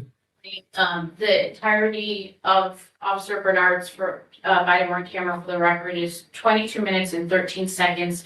I only plan on playing a minute, of it, starting at, 12 minutes into the video. Okay, I just wanted, so the record's clear, that the video seemingly is ID'd as 2025-1128, meaning 11/28 the last year, 1929-29. Axon body cam, it appears to be 4D014. Or that may be an A, if I can move a little bit closer. that's an 8. 1AD534, just so we can find it later. Right, But go ahead. You can move that ahead or whatever you're gonna do. You playing it from here or you playing it 12 minutes? I'm playing it at 12 minutes into the Okay, video. go ahead. So now it's at 19:38:07. And you're gonna start playing now, right? Yes. Thank you. Wait any longer. The longer we wait, the more he's gonna stew. So I'll stand over there, or I can stand in here, whichever one you want me to Yeah, do. just stand outside the Okay. side door then. Alright. We'll try to coax him out here. Alright, let's go and get him secured. Okay. Quickly. Alright, I say we open up the door, back away from the door, try to get him to come out here, turn around, walk to us. And then he's not gonna listen. Yeah.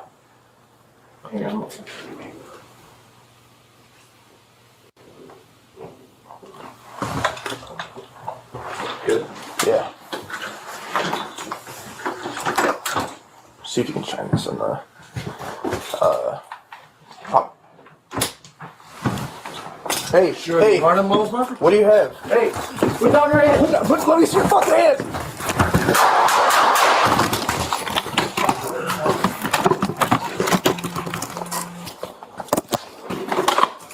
Holy, here, let's get him over.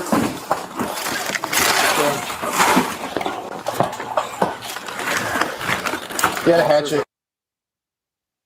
And I stopped it at, 13 minutes into that video. Thank you. And it's at 19:39:24 on the time there, right? Thank you, George. Yeah, that's the real time on. Good enough. Any other questions of the officer? No, but if you'd like me to play it slow mo, then I. No, I don't need you to. Any cross? Yeah, I got a couple of questions. Okay, so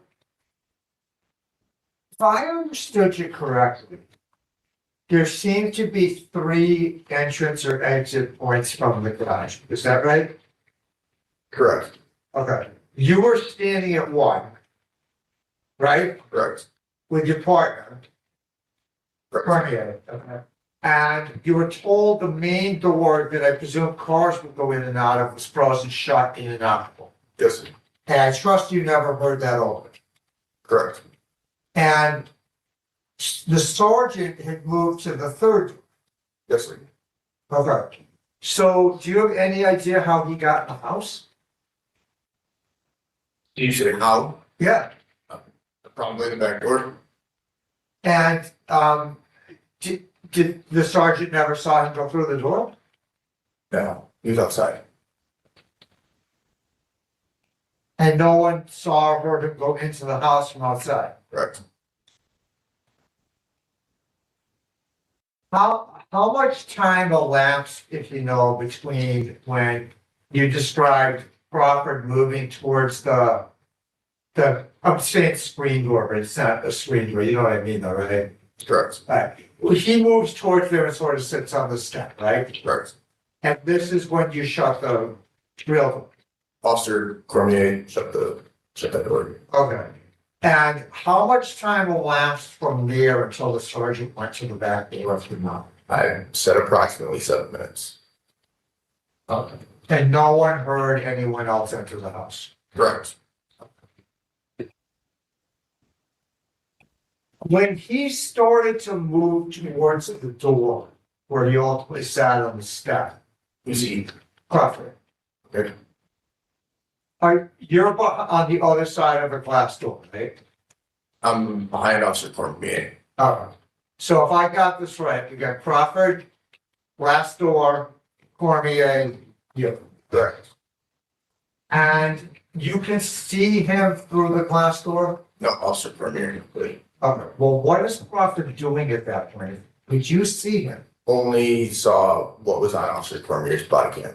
But you're not I in could real not see time. him from real time. So in real time, you don't even see him, much less know what he's doing. Well, Officer Cormier said that he had something in his hand. No, it took a tool. That was the only thing I knew to my Okay, knowledge. so when you say in his hand, is that in his hand like I'm holding my phone? That's what one would assume. Okay, well, did you see him holding something in his hand? I was behind Officer Cormier. I know that, I need you to just tell me if you saw it. No, Okay. And did Cormier describe what he saw? he just said it looked like a tool or something. Okay. Did you give him did either of you give Crawford an order at that point? I don't remember if Officer Cormier said something while he was sitting out the door.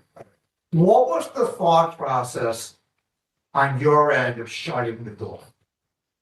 Trying to find a safer solution.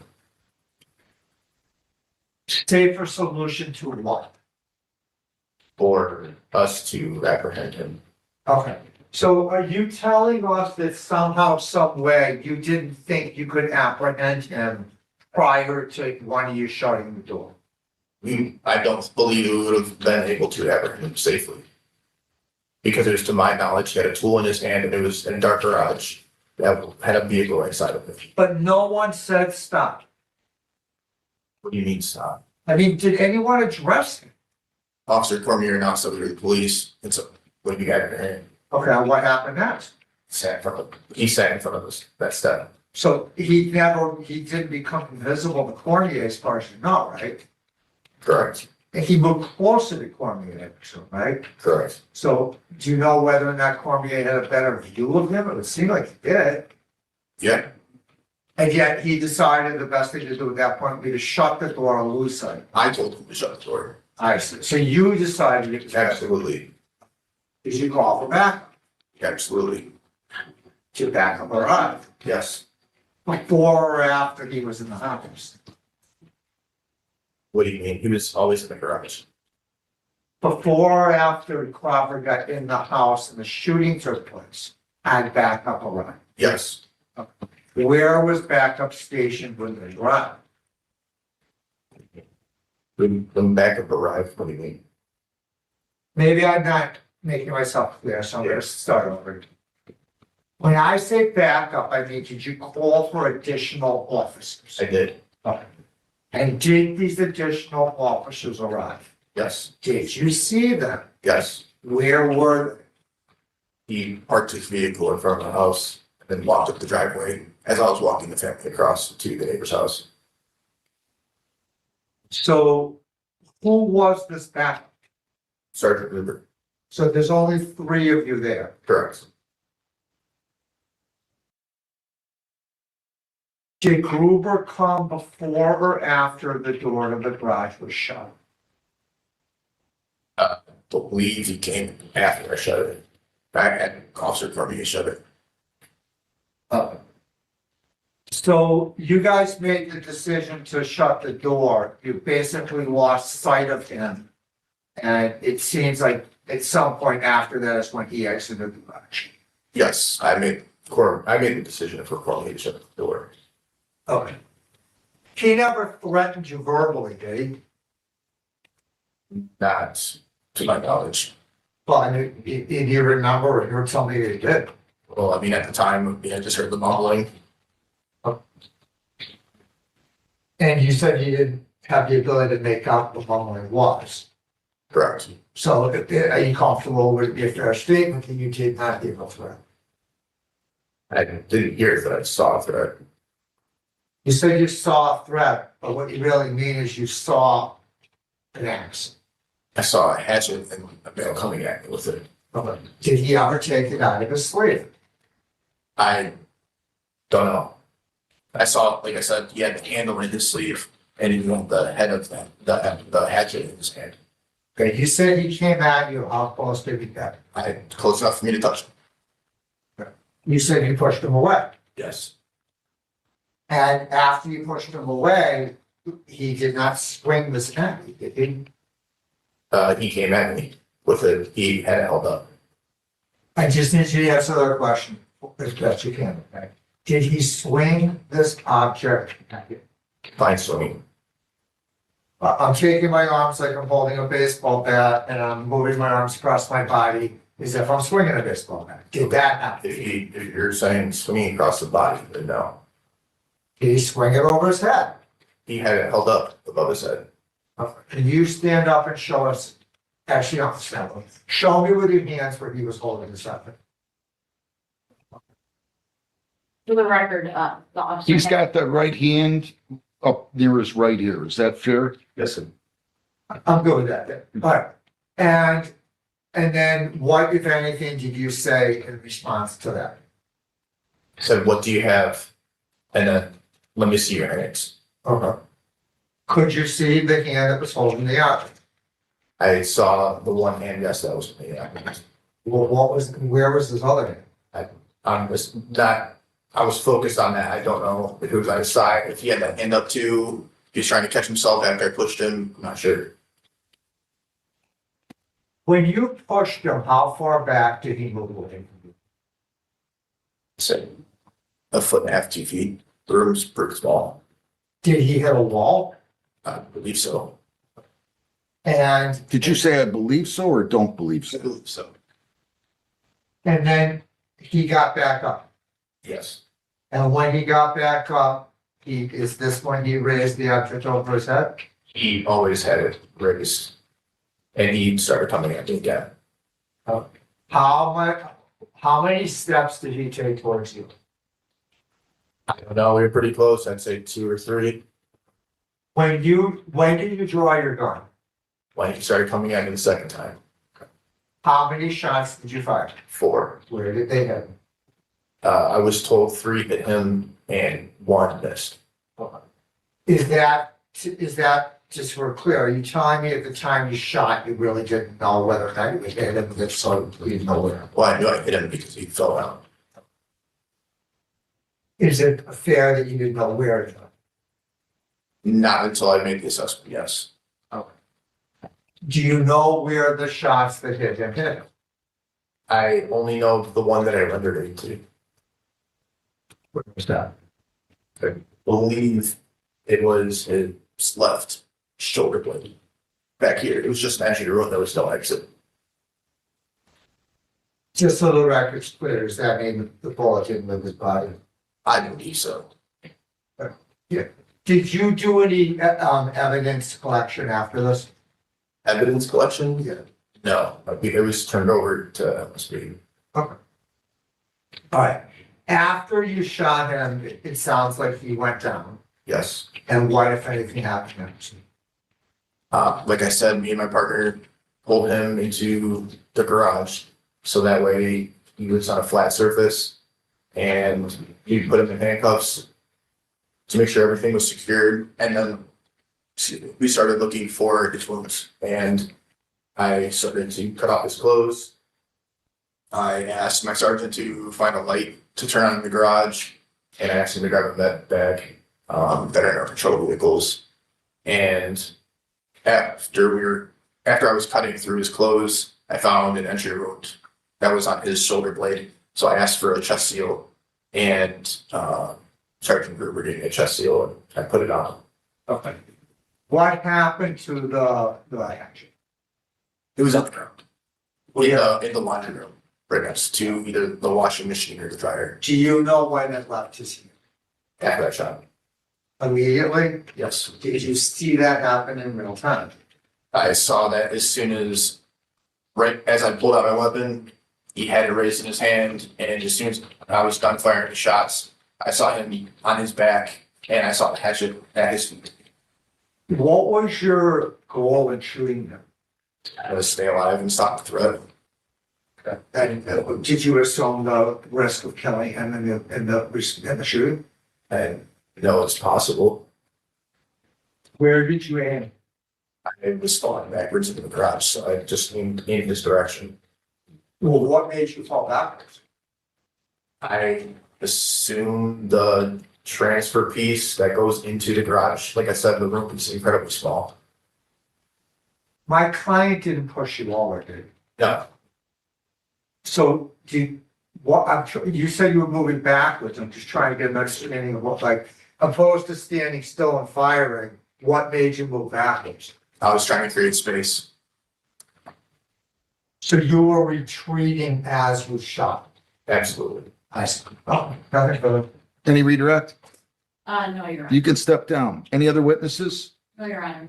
You can step down, sir. Thank you. You cannot discuss your testimony with any other witness. You move the bind over. Yes, as charged. Any response? It's a question of fact. Yeah, I'm gonna go ahead and bind the defendant over on all counts contained in the complaint and warrant. January 29th at 9. No objection to continuation of the bond. Do you, counsel? No, I would just ask that the bond conditions remain in place. I know that he lives with some of the witnesses on this case, no sort of contact with them. They've assured me that they don't have fear for their safety. In addition to that, I think he's on a GPS tether house arrest, so I would ask that continue and no contact with police officers at all. Bernard and Cormier, no assault, abuse, or intimidating behavior toward Michael Crawford, no contact with prosecution witnesses, no alcohol, marijuana, or illegal drugs. You're to take your prescribed meds, sir, and the dosages prescribed, and adhere to all precautionary measures. And then you're only permitted to leave the property for medical / court-related appointments, and you have a GPS tether on, right? All right, so that's to continue. Also, you cannot leave the state, cannot violate a law. You must appear in court as directed. Again, January 29th will be your date. We'll give you a notice down the hall. 9 a.m. Criminal Justice Center. Anything else, Mr. Jones? No, thank you. Thank you very much, Ms. Hadid. Anything else? Counsel, I'm going to hand you back, Ms. Hadid, your 2 exhibits, and obviously you have to retain those. Okay, nice to have you here. Thank you, Trooper. Good luck, Mr. Crawford. Thank you, gentlemen.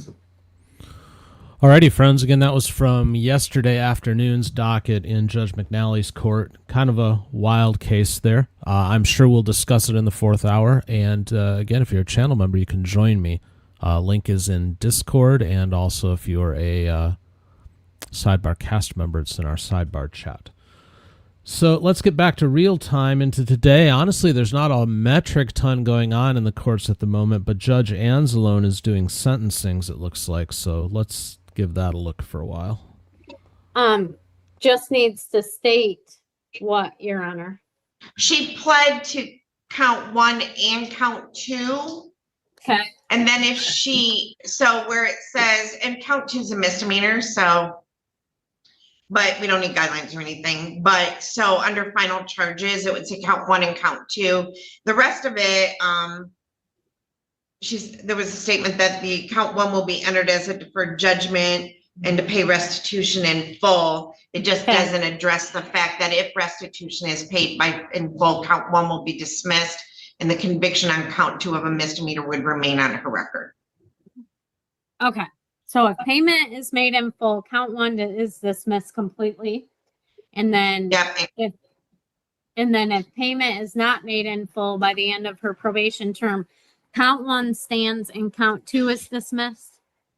Correct. Yes. Okay, Okay. All right. So you are Jessica Moran, is that correct? Yes, Your Honor.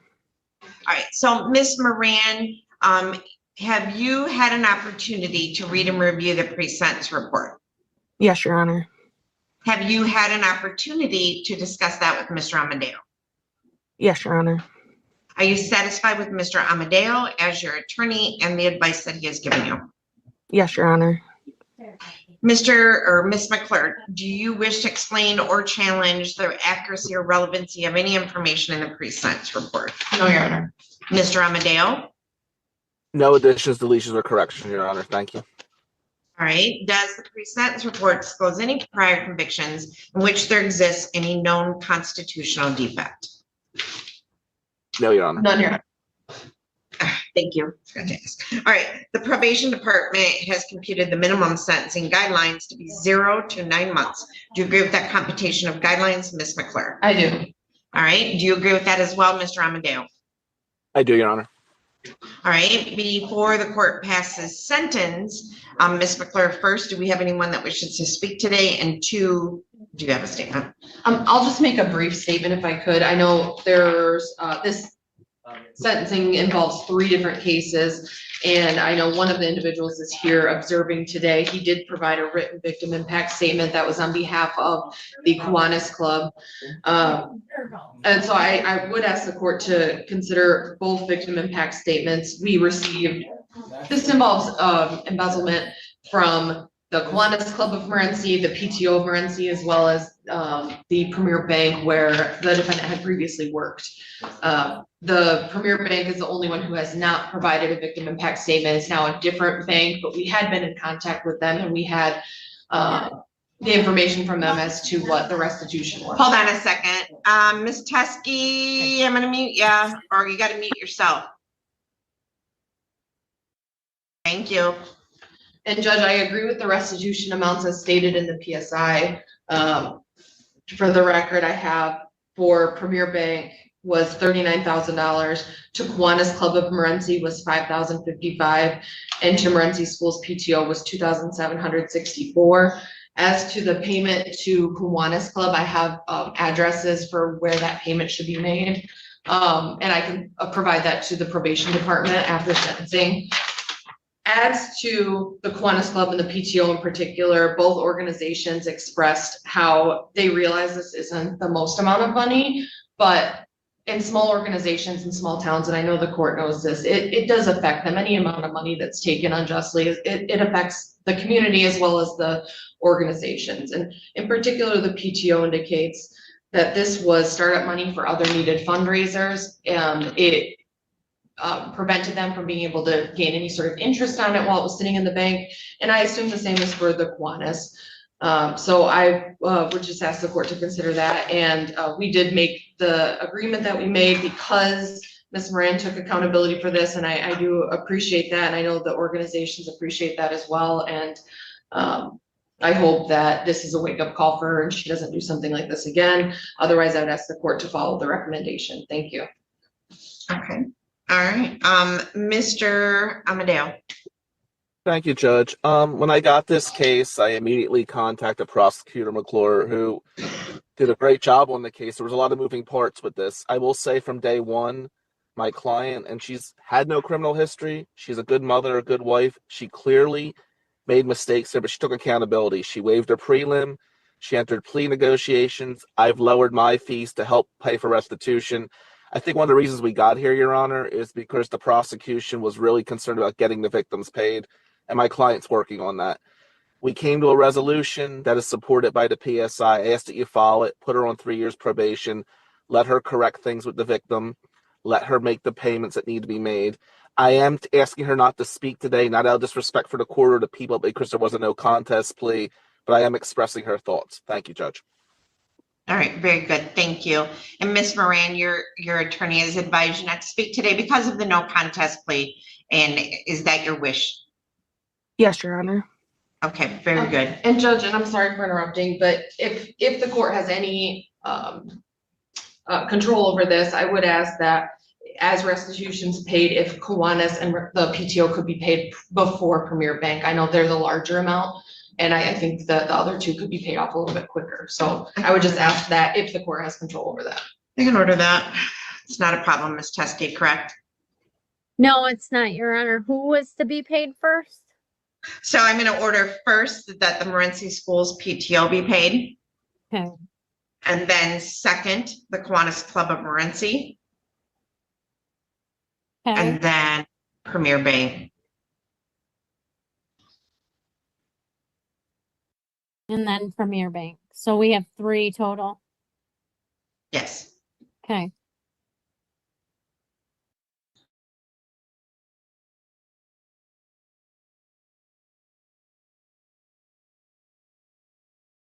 Sentence in this case, the court has considered the seriousness of the offense, your history, the principle of proportionality, the statutory penalty, the cost of confinement, the sentencing guidelines, the report and recommendation of the probation department, as well as what has been set upon the record at this hearing, the criteria and reasons for the sentence, and the nature and gravity of the offense, the discipline appropriate to its commission, deterrence against repetition by you and by others, the potential for reformation, vindication for the law, and the protection of society. Sentence of the court that you will be placed on probation for a period of 3 years. During that term of probation, you will obey and comply with all the articles of your probation, not to violate any criminal laws, notify of any change of address or employment status, obey all court orders, not to use or have under your control a weapon of any type. Let's see, you must report to probation. Ms. Teskey, we're going to have a report next Tuesday morning at 8. Yes, Your Honor. All right, so you have to report to the probation department on the 3rd floor next Tuesday morning at 8 a.m. Comply with all written and verbal orders of the field agent. They can enter your house at any time for probation supervision issues or just to verify. You must submit to search of your person, property, vehicle, residence, computer without need of a warrant if they have reasonable cause to believe you have items that violate the conditions of your probation. You must report any police or contact or arrest, loss of employment, change of residence within 24 hours. You can't work in a position where you have direct control over or access to another individual's money. You must maintain employment of a minimum of 30 hours per week. You can also do community service work to help pay off some of the fines and costs, but not restitution. You must pay restitution in the total amount of $46,819. Restitution will be applied first to Morenci School PTO in the amount of $2,764, and the Kiwanis Club of Morenci second in the amount of $5,055. The balance of $39,000 will be paid to Premier Bank. You must execute a wage assignment to pay restitution if you're employed and miss 2 regularly scheduled payments. You must surrender all income tax returns, state and federal, and any bond that was posted. You must pay a crime victim assessment fee in the amount of $130, $30 supervision fee, $60 if we are required to put a tether on you, or court costs in the amount of $750. You must, let's see, surrender, okay, and a $60 DNA fee. There is a $68 state cost for the felony and a $53 state cost for the misdemeanor. And obviously you're not to work in any capacity where you're in charge of any finances or payroll or be in charge of another person's financials, period. And outside of your own. Anything else, Ms. McClure? No, Your Honor. And Mr. Amadeo? No, thank you, Your Honor. All right, so Ms. Moran, we are going to mail to you 3 copies of your notice of right to appellate review, along with a self-addressed stamped envelope. I need you to initial and date 1 copy where it's marked, fold it up, put it back in the self-addressed stamped envelope, and return it to the court via U.S. Postal Service. You can also drop it off next Tuesday.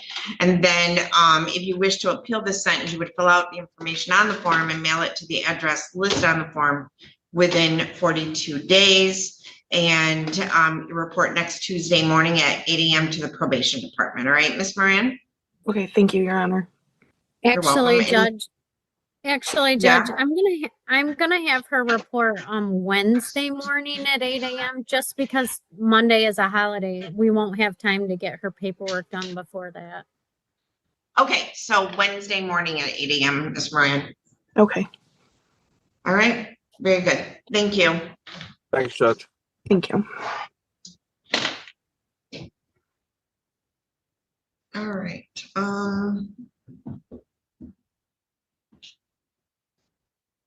John, you're here on Ricker? Yes. Okay, give me just a minute. Mr. Castleberry, you have Rickner. Okay, so.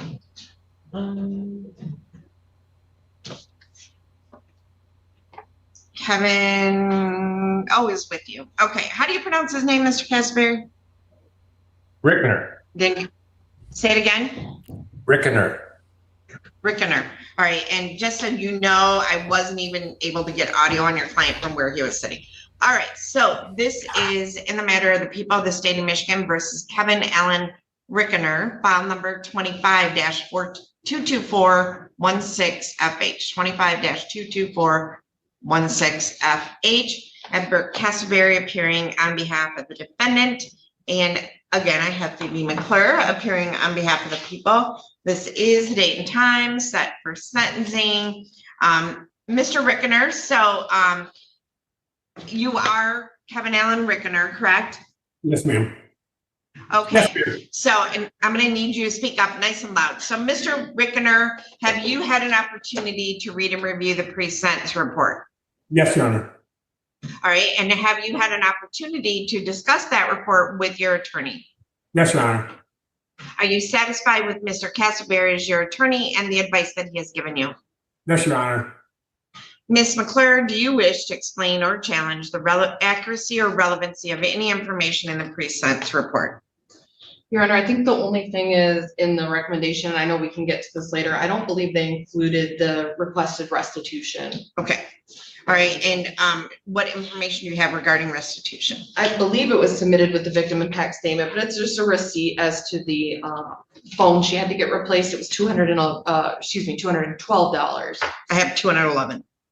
Okay, I have the receipt. It just says 212. Oh, okay, 212 is fine with the receipt, and if you could just give us a copy of that. Yeah, I have it here. I can get a copy. So Mr. Castleberry, she has a receipt present in the courtroom. I do have in the victim impact statement. The phone was destroyed and had to replace, and the cost was $212. Any objection to that addition to the PSI? No, Your Honor. No objection. Okay. And Mr. Castleberry, do you wish to explain or challenge the accuracy or relevancy of any other information in the pre-sentence report? No, Your Honor. Does the pre-sentence report expose any prior convictions in which there exists any known constitutional defect? Ms. McClure? No, Your Honor. Mr. Castleberry? No, Your Honor. Okay. The probation department has calculated the sentencing guidelines, minimum sentencing guidelines in this matter on police officer assaulting and resisting and obstructing to be 0 to 17 months and attempted carrying a concealed weapon to be 0 to 6 months. Ms. McClure, do you agree with the computation of guidelines? I do, Your Honor. Mr. Castleberry? I do, Your Honor. All right, Ms. McClure, do we have anybody that wishes to speak today? I don't believe she's here, but let me just double check.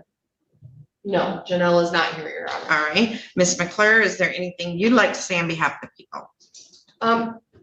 Just wanted to thank, I guess, Mr. Castleberry for working the case out with me. I know that his client is taking responsibility for this. I would ask the court to consider some type of batterers intervention program while on probation.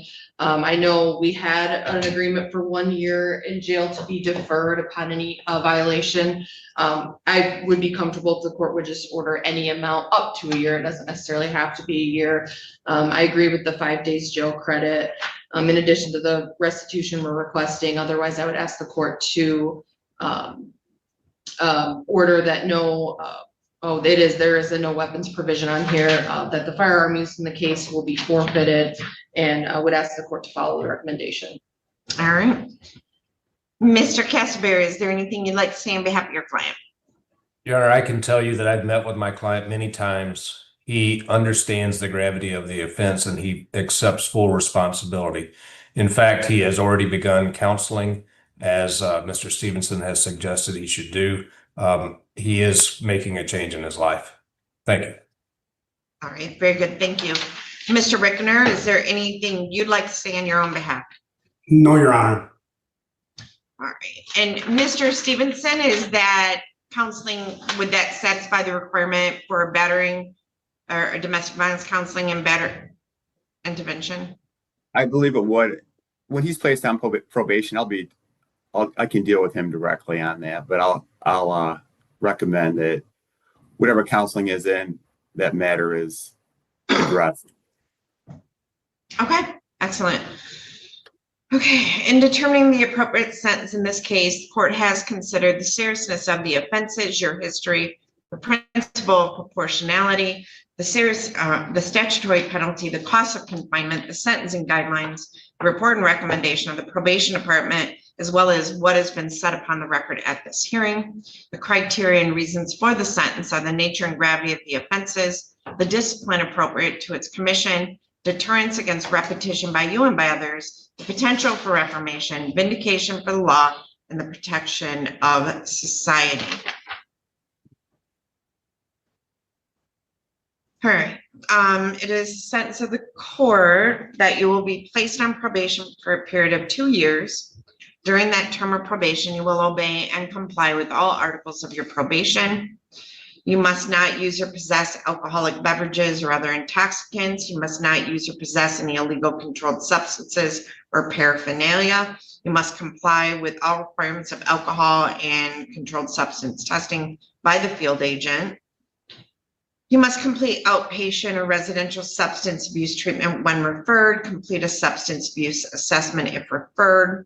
You must not have verbal, written, electronic, or physical contact with a victim JA in this matter, either directly or through another person, and you must not be within 500 feet of their residence, school, or place of employment.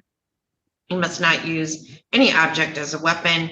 You must not own, use, or have under your control or area of control a weapon of any type or any imitation of weapon, and the weapon is to be forfeited. Is that correct, Ms.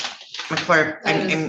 Yeah. Yes, that is correct. All right. You must allow the field agent into your residence at any time for probation supervision, submit to search of your person and property, including but not limited to your vehicle, your residence, your computer, without need of warrant if the field agent has reasonable cause to believe you have items which violate the conditions of your probation. I am going to order that on count 1, you will serve 1 year in the jail, Lenawee County Jail, suspended upon any violation with credit for 5 days served. And then on the domestic violence count and the carrying concealed weapon count, you will receive credit for 1 day or 5 days in Lenawee County Jail. You will pay us $30 per month supervision fee or $60 per month if we have to place you on a tether. You must pay $750 in court costs, $60 DNA fee, $168 in state costs. There's $212 in restitution that would be paid first, and you are to report to the probation office as required. And obviously, okay. All right, and anything else, Mr. Stevenson? When would you like him to report? I'll have him report January 27th at 9 a.m. All right. You're going to report January 27 at 9 a.m. in person. Mr. Castleberry, would you like us to email over to you the notice of right to appellate review to have your client sign now? Yes, Your Honor. All right, Ms. Adams, could we email to Mr. Castleberry the 3 copies of the note or the notice of right to appellate review so that he can have his client sign it? And then I appreciate Mr. Castleberry, you effectuating the return of that. It's easier than mailing it out. Plus you save the county, what is it, like $6 to mail a letter now? So now, Mr. Rickner, you'll review that with Mr. Castleberry. You do have a right to appeal the sentence. I'm going to have you initial and date 1 copy for our records, just to acknowledge you received it. If you wish to appeal the sentence, you would fill out the information on the form and mail it to the address listed on the form within 42 days. Anything else, Mr. Stevenson? No, Your Honor. Ms. McClure? No, Your Honor. Mr. Castleberry? No, Your Honor. All right, very good. Thank you. Judge, Yes, I'm sorry. Did you address no contact or no? yes. Okay, Thank you. Okay, friends, let's change things up a little bit. Let's go down to the great state of Georgia, Fulton County. This is Judge Rachel Krause. Let's see what she's got going on. He'll be here by me, and just the judge can see Ms. Potter behind us there. Okay. Okay. So, Mr. Burke, can you hear me and see me okay? Yes, ma'am. Okay. So, Madam Court Reporter, this is going to be a plea hearing in the matter of Maurice Burke, case number 25 SC 002-106. I'll note for the record that Mr. Burke and his attorney, Mr. Murphy, are both present in the courtroom, along with the counsel for the district attorney's office for the state, Ms. Potter. I am attending this hearing remotely. I appreciate your accommodation. I was called away on an emergency matter related to a medical issue with one of my kids, and so I appreciate your accommodating me being remote today. I'll also note for the record that the individual who might need to speak with Mr. Burke regarding probation matters and reporting instructions, including registry issues, is also attending this hearing by video. Her name is Teresa Carty. Mr. Burke, here's what's going to happen in the next few minutes. In a moment, I'm going to ask the state to provide me with either an agreement that the parties that there is a sufficient factual basis for whatever the agreed reduced charges are, or some factual basis from the state. Assuming that there is a factual basis, either by agreement or otherwise, then I'm going to swear you in, and Ms. Potter is going to ask you a series of questions to make sure you understand what rights you have and what rights you are giving up by entering this plea. Do you understand that, Mr. Burke? Yes, ma'am. Okay. Now, during this process, if you don't understand something or if you need clarification, you're free to ask Ms. Potter to clarify. You're free to ask me to explain, or you're free to step back and speak privately with your attorney. Do you understand that, sir? Yes, ma'am. Okay. Ms. Potter, let's start with this. Can you tell me I understand this is a non-negotiated plea in the sense that the parties have not come to a full resolution of the amount of time that they would present to the court. But that some aspects of the plea have been negotiated. Can you tell me what those aspects are? Yes, Judge. Both counts are going to be modified to sexual battery. CGA 16-6-22.1. They both carry a 1 to 5 year sentence. And so we negotiated count 1, 5 to serve 3 years, balance on probation. Count 2, 5 years probation consecutive, which gives us a total of 10 to serve 3 years, with the remaining 7 on probation. Register as a sex offender upon release, get a psychosexual, follow any recommended counseling, and no contact with the victim, Ms. Perkins. And correct me if I'm wrong, Mr. Murphy. Yes, as to everything, except there wasn't an agreement as to the time to serve. But yes, we agreed to the registry, which I think is required, the psychosexual evaluation, and the any recommended treatment and no contact. Okay, thank you. And Mr. Murphy, for purposes of resolving the case today, is Mr. Burke willing to stipulate that there is a factual basis for the 2 reduced charges of sexual battery in counts 1 and 2? We do stipulate to a factual basis, Your Honor. Okay, thank you. Mr. Burke, will you raise your right hand? Do you swear the testimony that you're about to give the court will be the truth, the whole truth, and nothing but the truth, so help you God? I swear. Thank you, sir. You may lower your hand. Ms. Potter, if you go ahead with the colloquy, please. Yes, Judge, thank you. Mr. Burke, I know I'm behind you, but you can see me on the screen. Can you see me kind of? Yes. Is that okay? Okay. At this time, are you taking under the influence of any alcohol, drugs, or medication? No. Is there any medication that you normally take that you haven't taken today? No. Can you hear him okay? How old are you? 22. And how far have you gone in school? 12. So you graduated? No. No. Okay. Are you able to read, write, and understand the English language? Yes, ma'am. Okay. Do you understand in indictment 25 SC 002106? The state is modifying the two charges to sexual battery, which is OCGA 16622.1. Yes. Okay. And do you understand those are both felonies, given the fact that the victim was under 16 at the time? Yes, ma'am. Okay. Do you understand that you have the right to plead guilty or not guilty to these charges? And if you plead not guilty or remain silent, you will receive a jury trial? Yes, ma'am. Okay. Have you gone over all of your rights with your attorney, Mr. Murphy? Yes, ma'am. Have you had enough time to speak with Mr.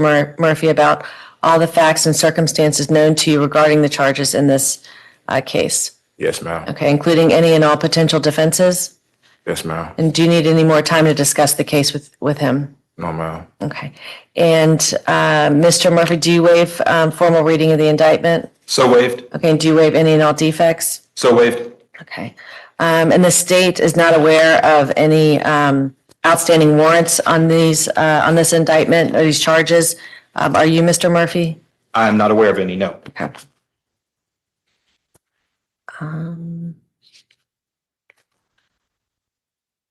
Judge, will he be able to withdraw his plea? No, because the matter is set on a trial calendar, I believe. Okay. So, Mr. Burke, this is what's called a non-negotiated plea or a blind plea, which means the state's going to give their recommendation to the court and your attorney's going to give his recommendation to the court. And then the court is going to actually decide on the final sentence. Since it's non-negotiated and we're at the trial calendar, whatever Judge Cross sentences you to, you cannot withdraw it. As opposed to a negotiated plea, if you didn't like or want to go forward with the sentence after she announced the sentence, then you'd be able to withdraw it. But you cannot withdraw it here. Do you understand that? Yes, ma'am. Do you understand that this is a guilty plea which will permanently be recorded on your criminal history? Yes, ma'am. Okay. And do you understand too that the court can sentence you to a higher sentence than what the state has recommended? Yes, ma'am. Okay. These two charges amount to a total of 10 years. So you're looking at a maximum of 10 years in custody. Do you understand that? Yes, ma'am. Okay.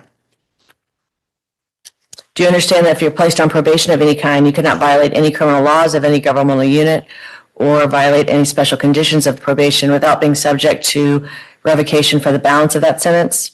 Yes, ma'am. Okay. And do you understand you're not allowed to use or possess a firearm while on probation? Yes, ma'am. Okay. Are you a United States citizen? Yes, ma'am. Do you understand that you waive any and all defenses, including any mental health defenses, by entering this guilty plea? Yes, ma'am. Okay. Do you understand that by pleading guilty, you're giving up certain rights, and I'll list those out to you.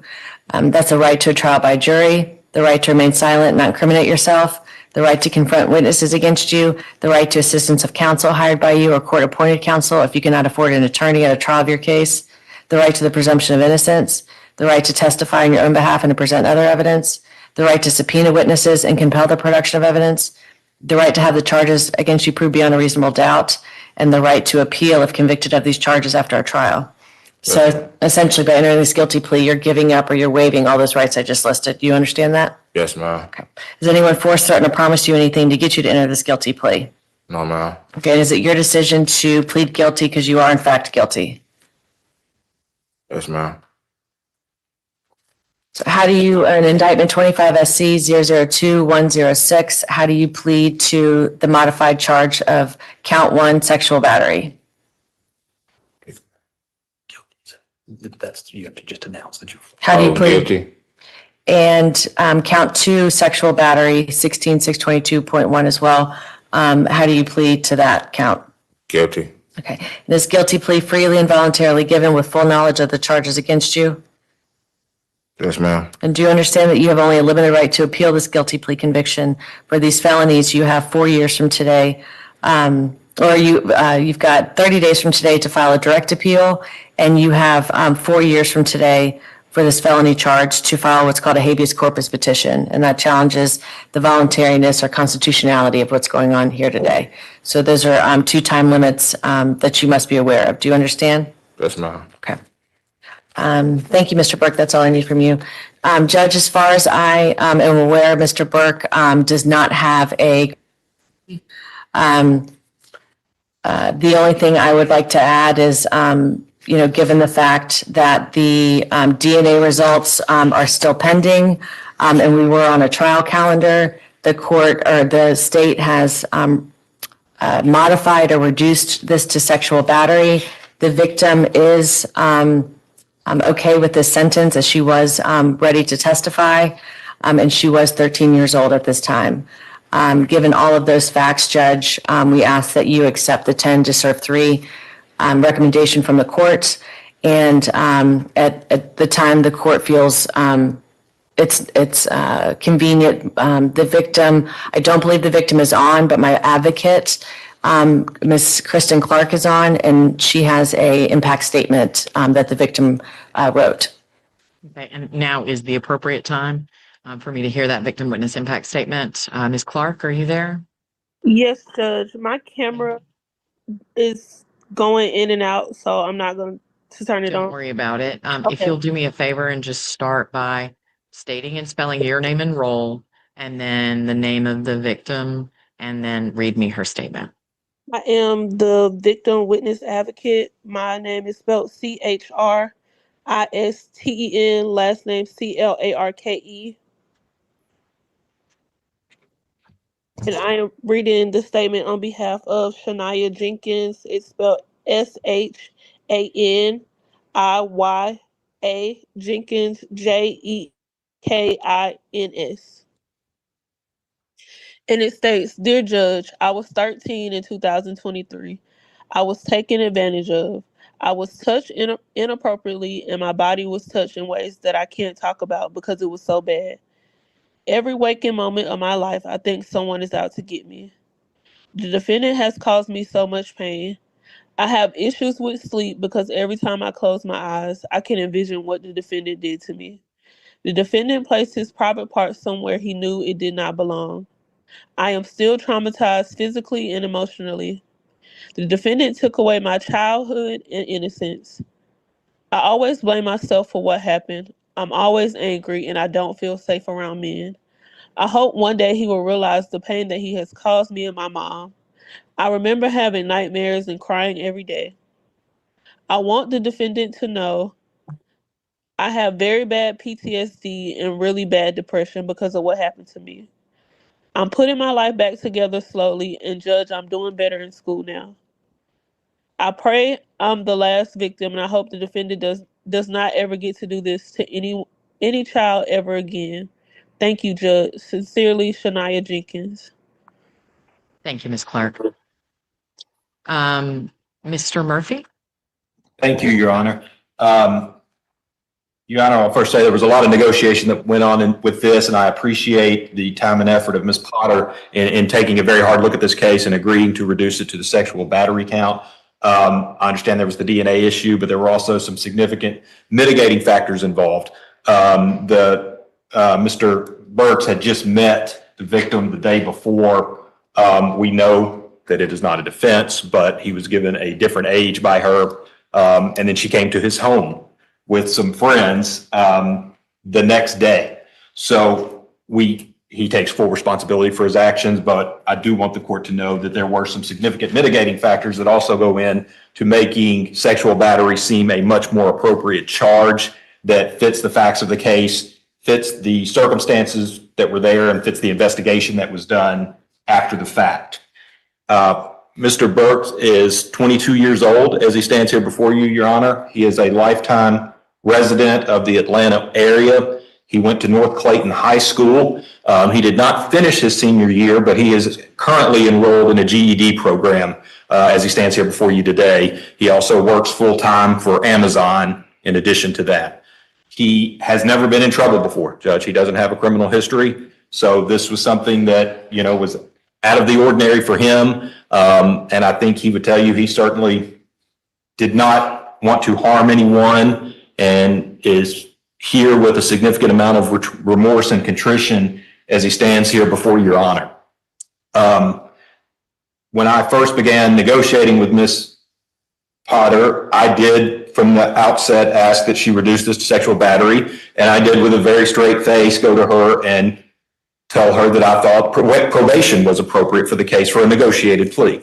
She obviously objected to that, and we're here with an understanding of what we're doing, Your Honor, but I do want the court to know why I went to her with that, and it was because of the issues with the underlying case, the facts of the case, the lack of a criminal history by Mr. Burks, and the significant support in the community and family that he has. I don't know if you can see the people in the courtroom, Your Honor, but I know you've seen in the past the significant number of people that come to court with Mr. Burks every time we come before Your Honor. His mom and dad are both here, his brother's here, his brother's girlfriend's here, his sister's here, his partner is here. Judge, she is actually going to be giving birth to a child expected on August 11th of this year, Your Honor. And all of those people are here to show support for Maurice because they love Maurice. And, you know, despite knowing these allegations against him, they stand by him. They know everything about this. They are all fully apprised of the case, know everything about it,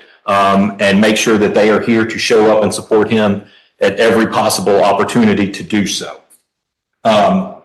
Based on that, Your Honor, we are tendering the guilty plea. We do not have any objection to the full sentence being 10 years.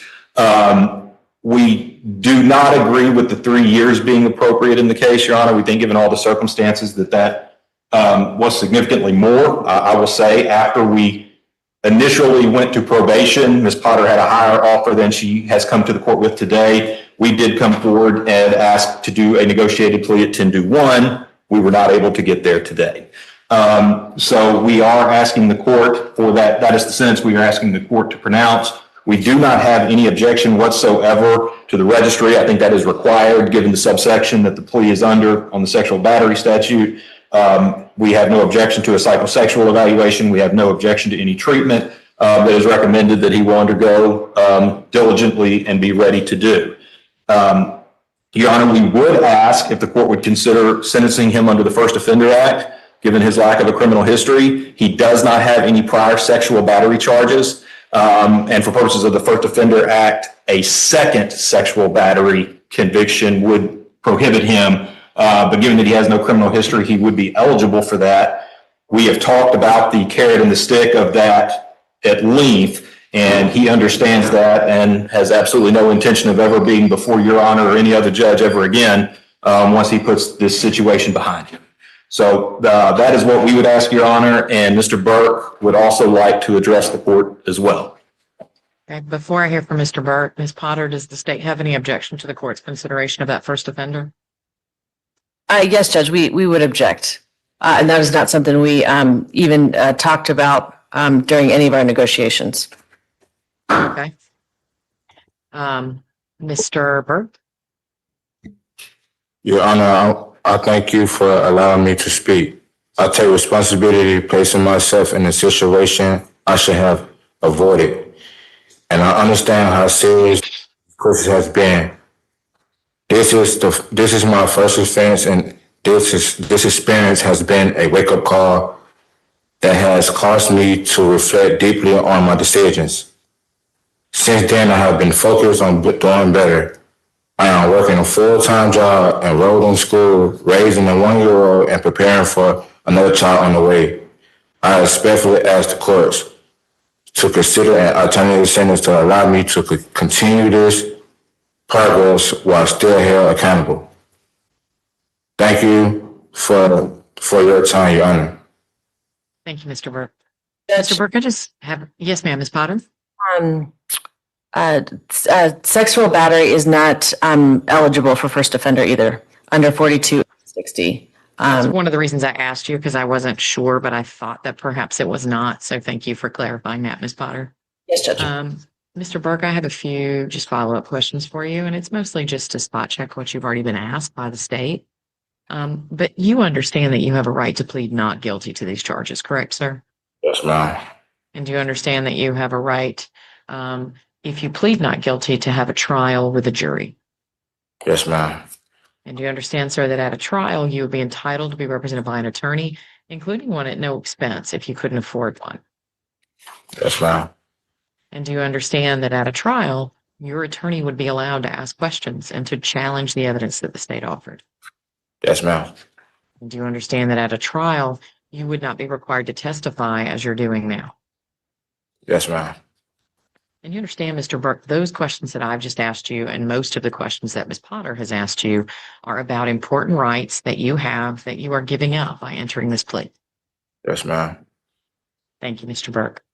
So it appears to me that Mr. Burke has an understanding of what his rights are and that it is his intention to waive those rights and enter a plea. And so I will accept his plea as knowing, voluntary, and intelligent. And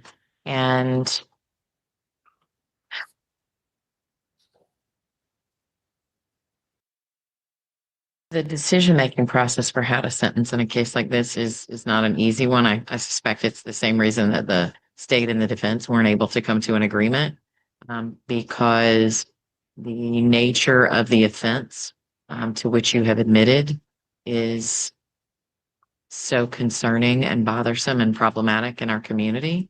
But I'm also faced with a young person who's not previously had legal difficulties, who has taken responsibility for those actions, and who has offered some evidence of mitigation, the extent to which, whether it's legally valid mitigation or not, but certainly factors that would have been a matter for consideration if the case had gone to trial. And so ultimately the real question, although Ms. Potter mentioned to you that the court does have the authority, and you indicated you understood that, to sentence you anything up to the maximum that's allowed by law, which would be 10 years in custody, the court isn't going to do that. Really, the choice the court is making is between the 1 year that your attorney is seeking and the 3 years that the state is seeking. And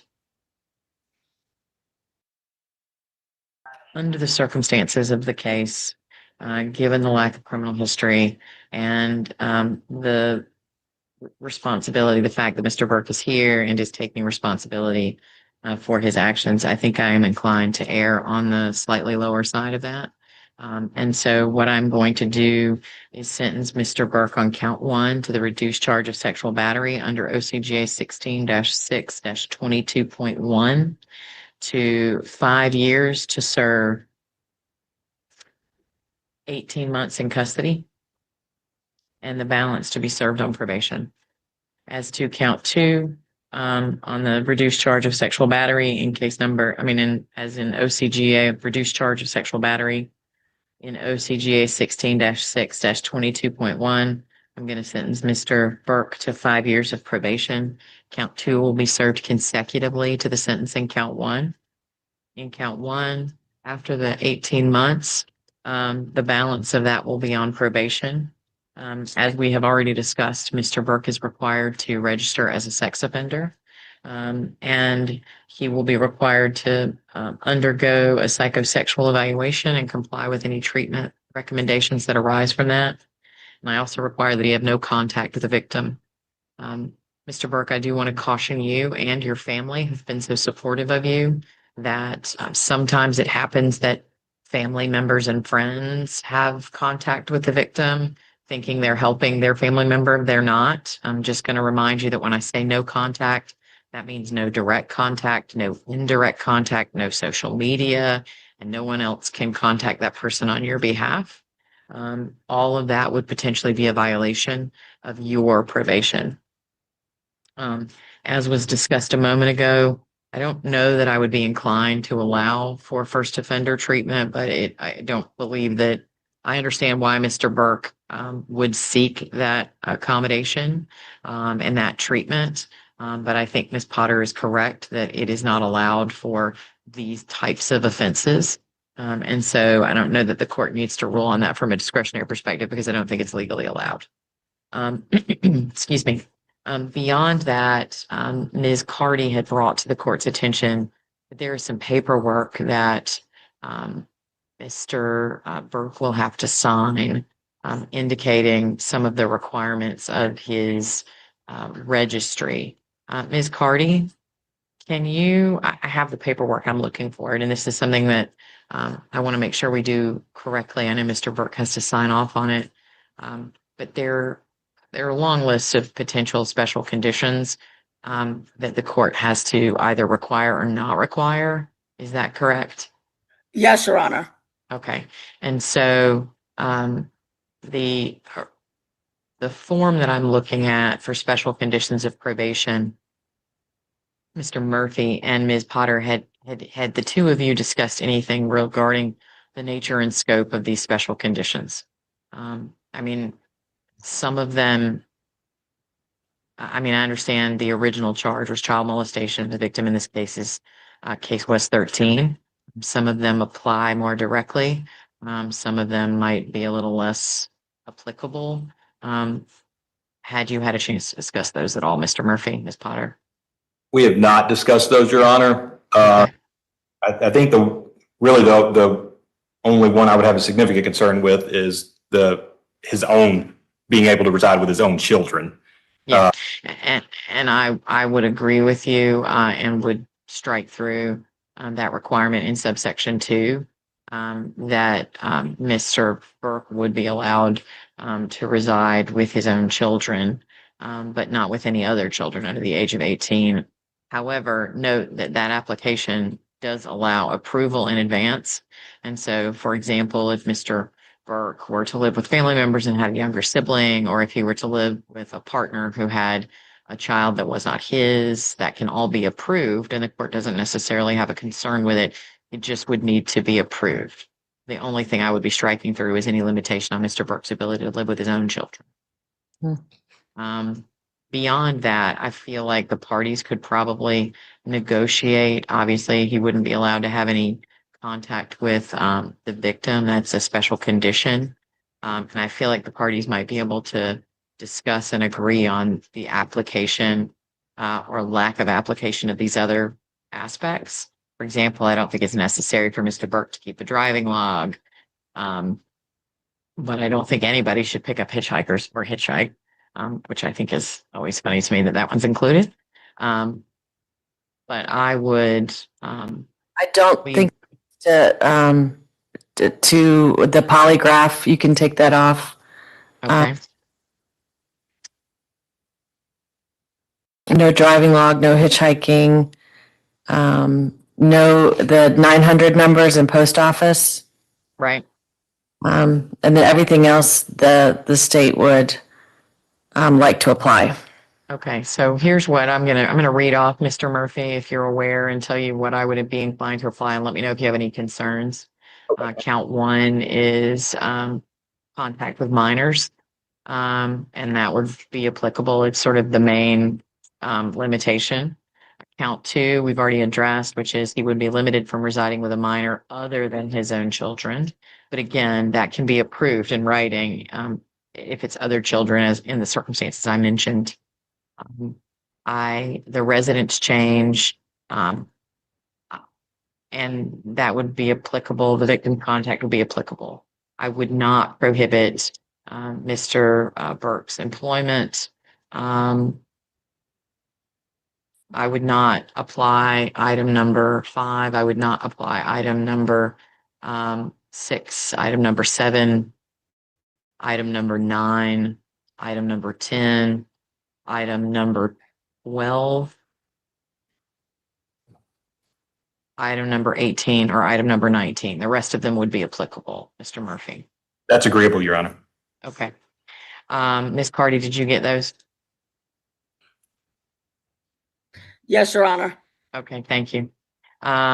I believe that that would conclude this matter other than reporting instructions. And of course, we need to have these papers finalized and signed by Mr. Burke. Logistically, I'm sorry, it's going to be a little bit of a headache because I'm not physically there to have it printed for you. Are the parties able today, while you're in the courthouse, to secure the printout of those documents and Mr. Burke's signature on them so that they can be provided to the court, or we can provide them to Ms. Carty so they can be finalized? Is that something y'all can accomplish today, Mr. Murphy? I'm sorry, yes, Mr. Murphy and Ms. Potter?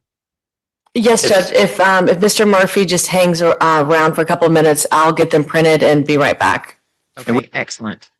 And then the other thing is, in order to finalize the plea, you would need to sign the indictment indicating that there's been a plea entered. And Mr. Burke, since you've not been provided with a copy of the indictment, you have previously reviewed the indictment with your lawyer. But in order to finalize the plea today, do I have your permission to sign your name to the indictment indicating that you have entered a plea today to the reduced charges of sexual battery? Yes. Thank you. Mr. Murphy, may I sign your name? You may, Your Honor. Ms. Potter, may I sign your name? Yes, Your Honor. Okay. Ms. Sherman, did you have an issue or question? Judge, I did. My apologies. Since all parties are there, Ms. Potter, is it possible for her to print out the indictment? If not, and they can just sign it since all parties are there. And once you scan back the conditions, they can be all scanned to me. Okay. If possible, Your Honor. Yeah, I mean, if Ms. Potter, if you're printing something, if you could print the indictment and have everybody sign it, that would be great. If not, the record reflects that the court's authorized to sign that indictment on everyone's behalf. Anything else from the state, Ms. Potter? No, Judge, just that we do, I guess, anticipate Mr. Burke going into custody today. I'm aware of that. Mr. Burke and Mr. Murphy, we had previously discussed, Mr. Burke understands that he's going to go into custody today. If the deputy can go ahead and start the beginning of that process so that we can get you, get that process started, and then we'll get your signatures. And Mr. Murphy, does Mr. Burke have any time in custody previously? I mean, I'm happy he would be entitled to credit for that time if he does. It was a very short amount of time, Your Honor. He was able to almost immediately bond out. Okay. I can probably tell you the exact, was it a day? No, like 5 days. He believes it was 5 days, Your Honor. I'm sorry. I'm pulling it up now. Well, our record will reflect what time he spent in custody, and he will be given credit for that time. I just wanted to put that on the record. Anything else from the defense, Mr. Murphy? No, Your Honor. Okay. Mr. Burke, when you are released from custody, where will you reside? What county? Fulton. Ms. Carty? Yes, Mr. Burke, 48 hours after release, you're going to report to 276 Memorial Drive, Southwest Atlanta, Georgia, 30303. I will send the reporting instructions to your attorney and he could forward that to your family members. Thank you. Thank you all. That concludes this matter. And deputies, if you'll take Mr. Burke into custody, as I said, they'll be back. Mr. Murphy will be back in a moment to have signatures put on the appropriate documentation. Thank you all. Okay, friends, something to note that I think got lost, at least from what I'm seeing in the chat. So he got sentenced to 5 years, 18 months to serve, so 3.5 on probation. But there was a second count, and that second count had a 5-year probation to run consecutive, not concurrently. So that would equal 8.5 on probation. So if I heard all that right, and all of that is true, then he's in that 10-year club, and at age 22, he's not going to make it. He's not going to make it. We've gone through the stats 1,000 times on this channel. There's no way he makes it through 10 years of probation. But we can discuss this further at the top of the hour when we go into overtime. We've got quite a few different cases we can discuss today. Again, if you're a channel member, you're welcome to join me for that discussion. Link is posted in the Discord in the member announcements sidebar. Panelists, you know where to find it. Since we mentioned him yesterday on Sidebar, I think it was on Sidebar where we mentioned it. Let's take a few minutes, go down to El Paso and the jail magistrate. Met with the apartment manager and assistant manager, who stated that they had abandoned 2 canines inside of the apartment after being evicted. Upon entering the apartment, they located 2 canines, a pit bull mix Dexter and a Labrador mix Stormy. The apartment, they said, was in deplorable conditions with large amounts of feces and urine covering the floor. Trash, debris, and miscellaneous items were scattered around. An empty bag of dog food was located next to one of the dog kennels. The canines had no food or water and appeared to have been left unattended for an extended period of time. Did it say anything about the conditions of the dogs? It really doesn't, Judge. I did look for that. I guess the allegation is just the abandonment. And then they just said that they took them to the animal shelter. Okay. All right, I'm going to release her on a personal recognizance bond under standard level supervision. Don't commit any other crimes. Stay in contact with the PR bond office. You may not possess or own any animals during the pendency of this case. Do you understand that? Yes, Your Honor. Thank you, ma'am. Have a good day. You as well. Who's next? Your Honor, I'm gonna move floor to the males. There's gonna be 5 males on that floor. Okay, can you give us their names, please? Yes, I'm gonna start with Johnson Giovanni. Okay, You want the rest of them? yes, please. Guerrero Estrada, Okay, Winiki Daniel, okay, Gallo Ronnie, next. and then Gaitan Rene, which I believe he's an FFJ. All right, thank you. Okay, you're welcome.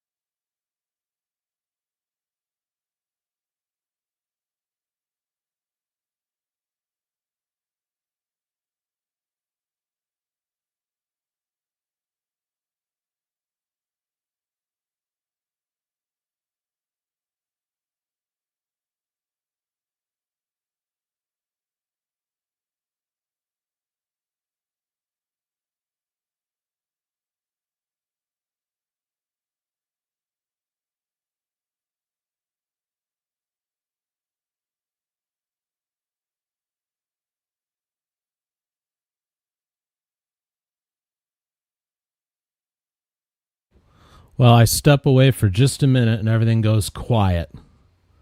I tell you. Sorry about that, guys. Let's do this. It is Friday, so let's go to Dungeon Court. For those of you who are new out there, just take it in. So Dungeon Court is our guilty pleasure here at TCF on a Friday. It's the worst court ever, and that's the point. The audio is horrible, the lighting is horrible, the printer running in the background, the souls of the dead screaming out. You just have to take it in and enjoy it. And we'll run with that until the top of the hour, ladies and gentlemen. Dungeon Court. This is set for a pre-trial today, Mr. Galar's case. Your Honor, I believe we've got a resolution. Let me, you want me to recite what I believe it to be, or wait? I believe that the state, in this case, is agreeable to amend the charge to disorderly conduct, a misdemeanor in the 4th degree. And as a resolution to the case, it's my understanding the state's willing to recommend a term of non-reporting probation with the condition be that there be no contact between Ms. Shobe and the complaining party, which is her daughter. An additional condition. Is it Rise? Is that how you pronounce it? Rages. Rages. R-E-Y-E-S? Okay. And then an additional. How do you get that pronunciation out there, but it's your name, so. It's from Guam. And then an additional condition, Judge, is that that Ms. Shobe make restitution to her ex-husband for some damage that was caused to a vehicle, which she's. You have a figure on that? Yes, I've been provided with. Here's the total. Okay, let me see. I have been provided with a copy of the estimate. The total is $2,548.33. That's payable to who? That's payable to the owner of the car, who is Ms. Shobe's ex-husband and this young lady's father. His name, do you have his name, Mr. Hill? Christopher Shobe. Christopher Shobe. So that'll be paid to the clerk's office, and the clerk will send it to Christopher Show. Whatever you tell us to do. And that's typically the way we do it, whether it's on special circumstance. That's fine, Judge. All right, so Ms. Rages, is that how you pronounce it? Yes, sir. You have a right to make a statement to the court if you want. Do you have anything you want to tell me about this before we finalize it? Not really. Okay. And same for Ms. Shobe, you have a right to make a statement to the court if you want. Do you have anything you want to say? Okay. I see you shaking your head no. Your Honor, based on what I believe will be a motion to amend the charge from the state of Ohio, Ms. Shobe intends to enter a no contest plea with a stipulation to facts sufficient for a guilty finding. And we do make that motion upon her agreement to plead guilty to that charge.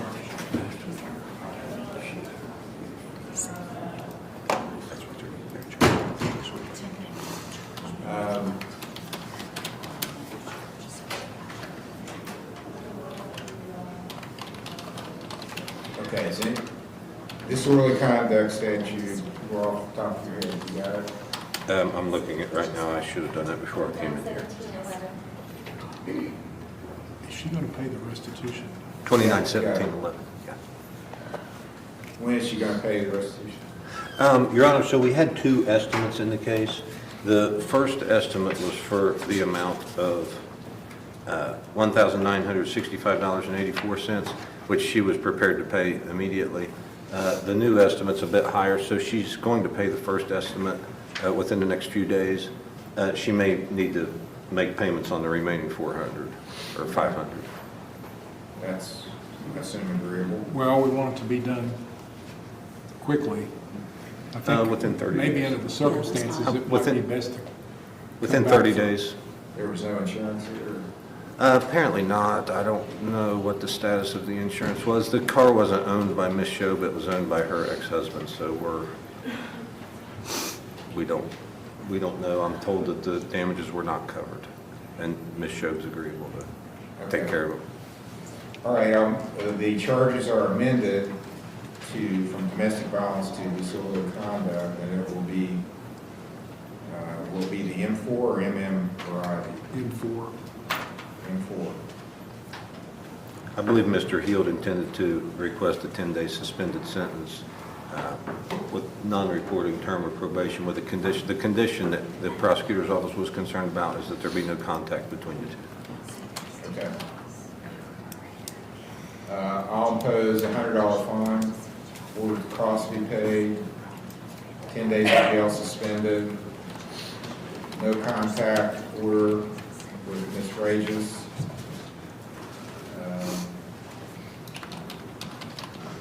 Now I had a note, now I'm just seeing it, that the two of you work at the same place? Is that still the case? Or is that going to be a problem? We work different schedules. Different schedules? We work different schedules, yes, sir. Okay. There'll be a no contact order. Restitution of $2,548.33 to Christopher Shobe. 2 years of level 5 probation, that's non-reporting probation. She will have a review hearing August 7th, but I expect this restitution to be paid well before then. That's just to make sure you pay your fines and court costs and restitution. Your Honor, Meet with Mr. Major before she leaves. Yes, on the period of probation, we're okay with it being non-reporting, but because there's going to be a no contact order, we would want to be notified if there was any intention or request to terminate the probation early.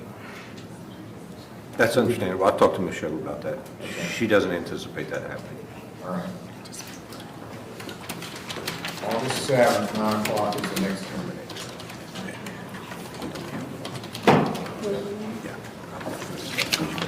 Is that all for Ms. Show, Your Honor? Yes. Thank you. Other than going to probation.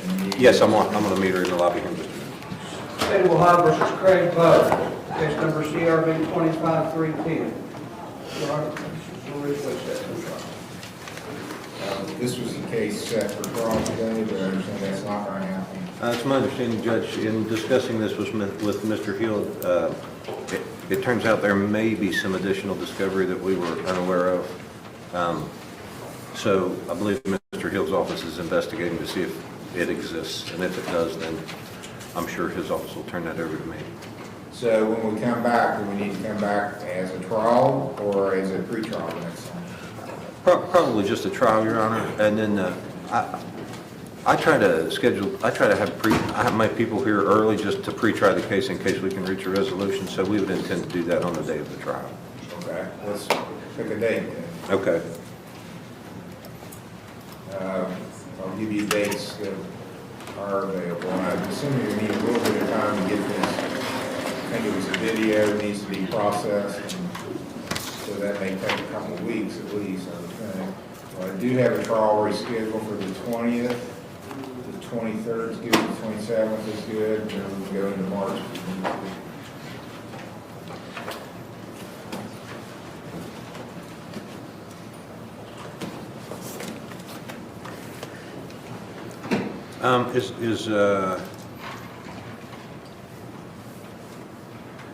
I'm sorry, Your Honor, I'm trying to. Would the 23rd be all right, of February? Was that, the 23rd was the date? Yeah, that was one of the dates that works. Or I'm okay into March, just not the 2nd. Any court day in March should be fine if you want to go into March. I'm not sure how long it's going to take the state to obtain what we're looking for, some body cam footage. What happened, just for the record, is, Your Honor, we got an indication a long time ago from the sheriff's office that one of the deputies was not wearing the body cam on the day that this happened when he was involved in the investigation. But yesterday, when I was looking and preparing for this trial that was supposed to happen today, I went back and looked at some emails that I had received just to make sure we weren't missing anything, and I saw it looked like they sent me a link to that body cam from that deputy back there. And of course, the link had expired, so I don't know actually what was on there, whether it was actual video or not, but I thought that since it would have been an interview with Mr. Bowe by the deputy,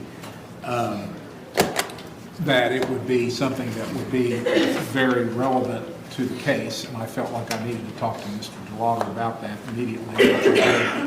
And so it may not exist, but if it does, we want to get it to him. Okay. So is the 23rd okay with you, Mr. Hill? Yes. Okay. All right, we'll set it for trial February 23rd at noon.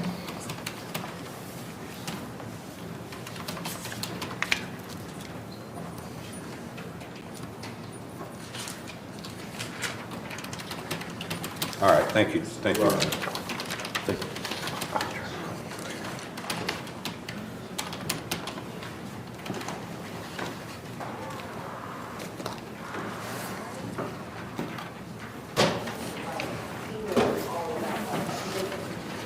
State of Ohio recall Cynthia Gannon, case number CRB 25527.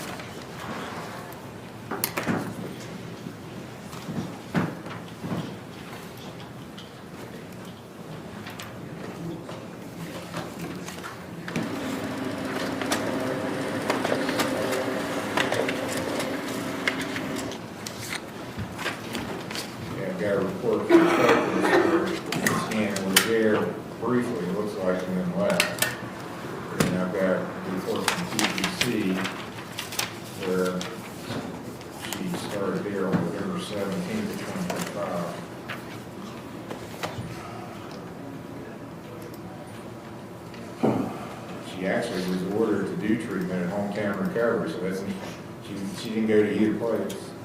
So she went to Hometown, we came here, and you transferred her into our care. Okay. And that was October 6th, there was an order. Yes, sir. Transferring her to Focus.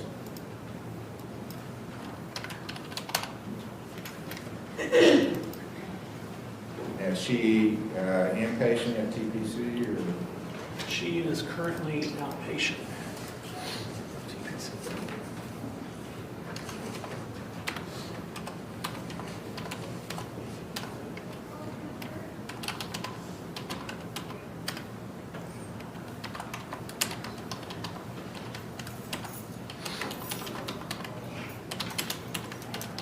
There was a problem at Hometown with her with medical issues. Like she went to the King's Daughter several times.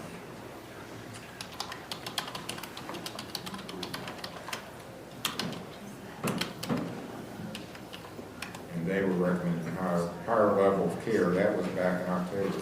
That's when she went to Focus.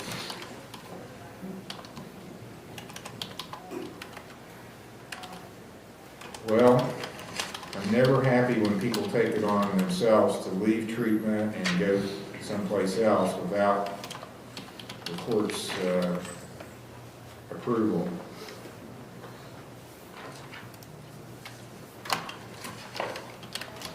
And she missed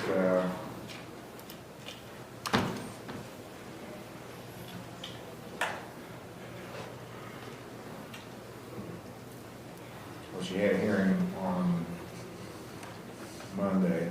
Looks like she was not here then. Okay, I want her to do a screen today, and we'll see where we are after that. So go do your own screen.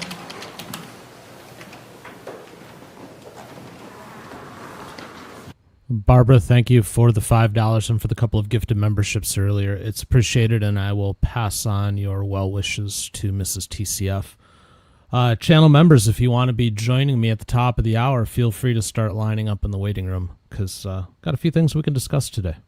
Mr. Heald, about this case, Mr. Bowman waived his timeframes to have the preliminary hearing. We'd ask it to be reset along with another pretrial. I've requested the discovery in the OVI. I'd like to come back on a pretrial. I looked at February 13, Your Honor, but I know you've set a lot of cases already on that day, Friday the 13th. That would work. State's agreeable to that? Yes, Your Honor. Okay. At defendant's request, case is continued to February 13th.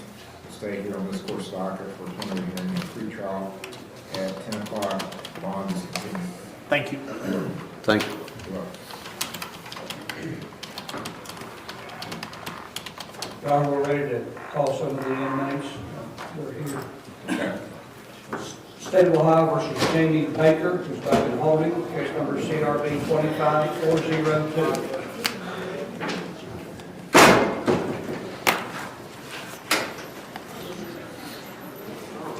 Jamie Baker. And this is a failure to appear for review.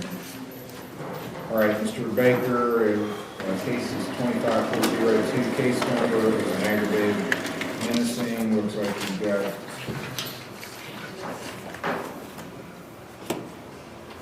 a suspended jail sentence with, you're supposed to be getting treatment, and had a review hearing on November 17th, and you didn't, according to the record, didn't show up on that date. Do you admit or deny that you failed to appear? Well, the last one was here, he was a substitute judge here. He said if I got the fines paid off, they'd have to come back. And I did a day community service on Saturday with extra credit. And my mom thought it was for the remainder of my funds, but it was only half. She didn't know I hadn't reported so many to pay. So it was a misunderstanding between her and stuff. Anyway, I was under control and my paying fines being paid off. Well, I'm looking, and I wasn't here the day you got sentenced. It looks like it was Judge Cremines, July 14, 2025, when it says 30 days in jail, suspend 16, so assessment treatment for substance use disorder, anger management, and mental health treatment as needed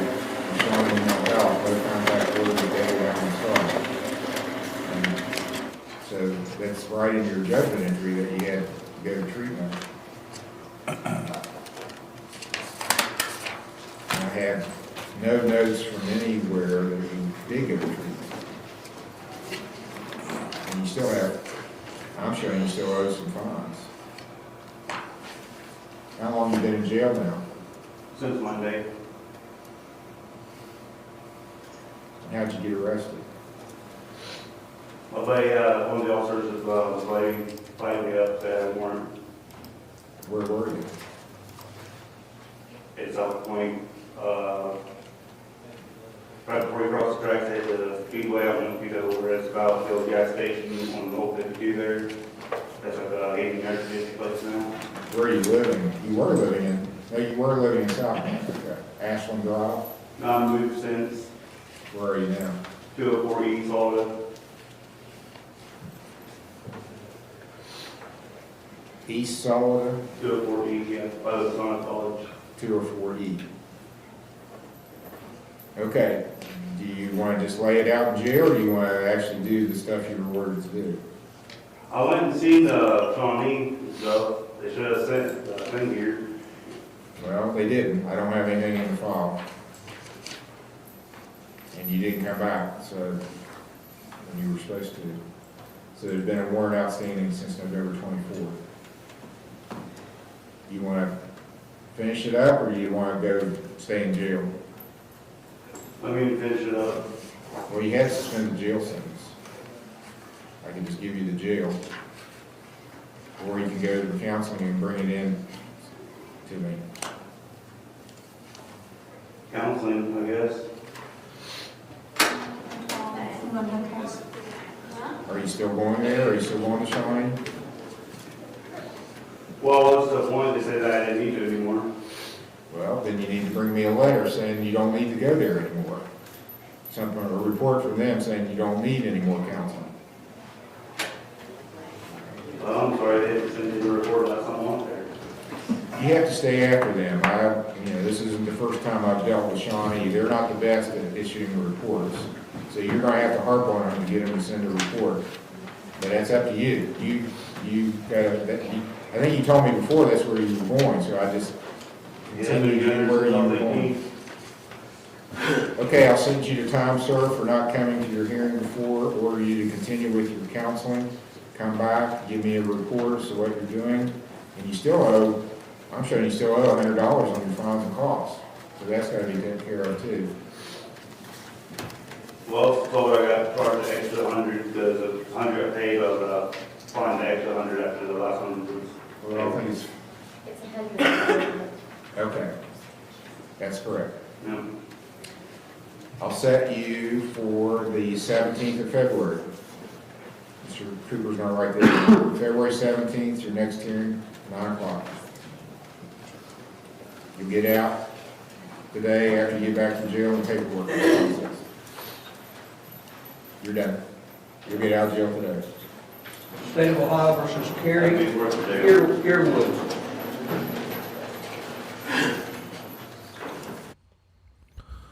Okie dokie, friends. TCF overtime. Hope you all had fun watching court today. I know that I did, but now we can discuss court just a little bit. We didn't hop around as much as we normally do. There just wasn't as much hopping to be done, but there was definitely some interesting stuff. The first thing I want to start with, and oh, by the way, hop on stage if you want to take part in the discussion. Channel members, you know how to do it. I've said it enough times. The one thing I wanted to start with was a correction. Several times while we were discussing the McNally preliminary exam, I had mentioned either verbally or in chat that one of the charges was attempted murder. I was wrong. The charge was actually, when I went back and reviewed the transcript, it was assault with intent to murder. Now, that's probably a distinction without a difference, but for the sake of accuracy, that is what he was charged with. And if you recall, that all stemmed from a physical altercation with his son where they used the word grappling, which, we just don't use that enough. And then the lawyer made this very bizarre reference to pro wrestling, which I thought was just odd. It's interesting, some of the analogies that these lawyers will come up with. But that was the stem of that. And then, the guy comes around the corner. We saw it on the video. He comes around the corner. There's 2 officers there, and they shoot 4 times. 3 of the 4 bullets hit. So that was what went down with that. So we can discuss that. There was the crazy lady in the middle of all of that. She was weird. Miss Riddle was her name. And that was all about her inability to just show up for court. Was really the long and the short of that. Just a pattern of not showing up. So she keeps getting arrested and revoking her bond and whatnot. But I can't think of the last time that I saw Judge McNally get that frustrated with somebody and do that much yelling at them. And yeah, I think somebody mentioned in the chat that when he went back to the preliminary exam after that, he looked more worn out. And I kind of thought that too. That one kind of took a lot out of him. So that was an interesting thing that happened today. The case in Judge Krause's court in Fulton County there, I think there's a discussion to be had for, was justice done and justice served there? I'm guessing that anybody who wants to talk to me about that is probably going to say no, and I get why. But I think there could be some arguments made the other way as well, so that would be worth discussing. And the one thing that really struck me today, because we've seen it so many times, and we talked about it recently on Sidebar. I don't know if it was last night or the previous time, but in her court, in Anzalone's court, the lady does $46,000 worth of thievery and still manages to walk away on a probation. I don't know what it is about financial crimes, but it seems to not be punished at all by prison time in so many of these jurisdictions. And that's 2 or 3 of them now that we've seen out of Anzalone's court where these people are getting probation. Now, I suppose you could make the argument, and probably rightfully so, that if they're in jail or in prison, how are they ever going to make the restitution? Where if they're out and they're working, you can claw back some of that money. And I suppose there's a case to be made for that. But in the same respect, if you're interested in doing thievery, there's this risk versus reward analysis that goes on in your head, I imagine. And if you're seeing cases in your area where it's essentially a slap on the wrist if you're caught, I have to believe that skews the risk versus reward. So I'm very torn on this, because I can understand where it's probably better for the victim if the person is not put into jail for an extended period of time, because it's not like the government's going to backfill that money for them and make them whole again. It's going to have to come from that defendant and them putting in the work to pay back. Sadly, as Judge Stevens has pointed out in some of the cases that have been in front of him, they pay it back with 0 interest. So, as inflation continues to happen, that money that you're out is just becoming less and less useful to you. So there is a harm that never gets paid back, regardless of the situation. But yeah, I struggle with that one. What's better? Is it better to put them in jail or to leave them out so that they can start to make restitution? That's a tough one for me, because there ought to be some better punishment. But I don't know. So if you want to talk about any of those things, feel free to hop on in here.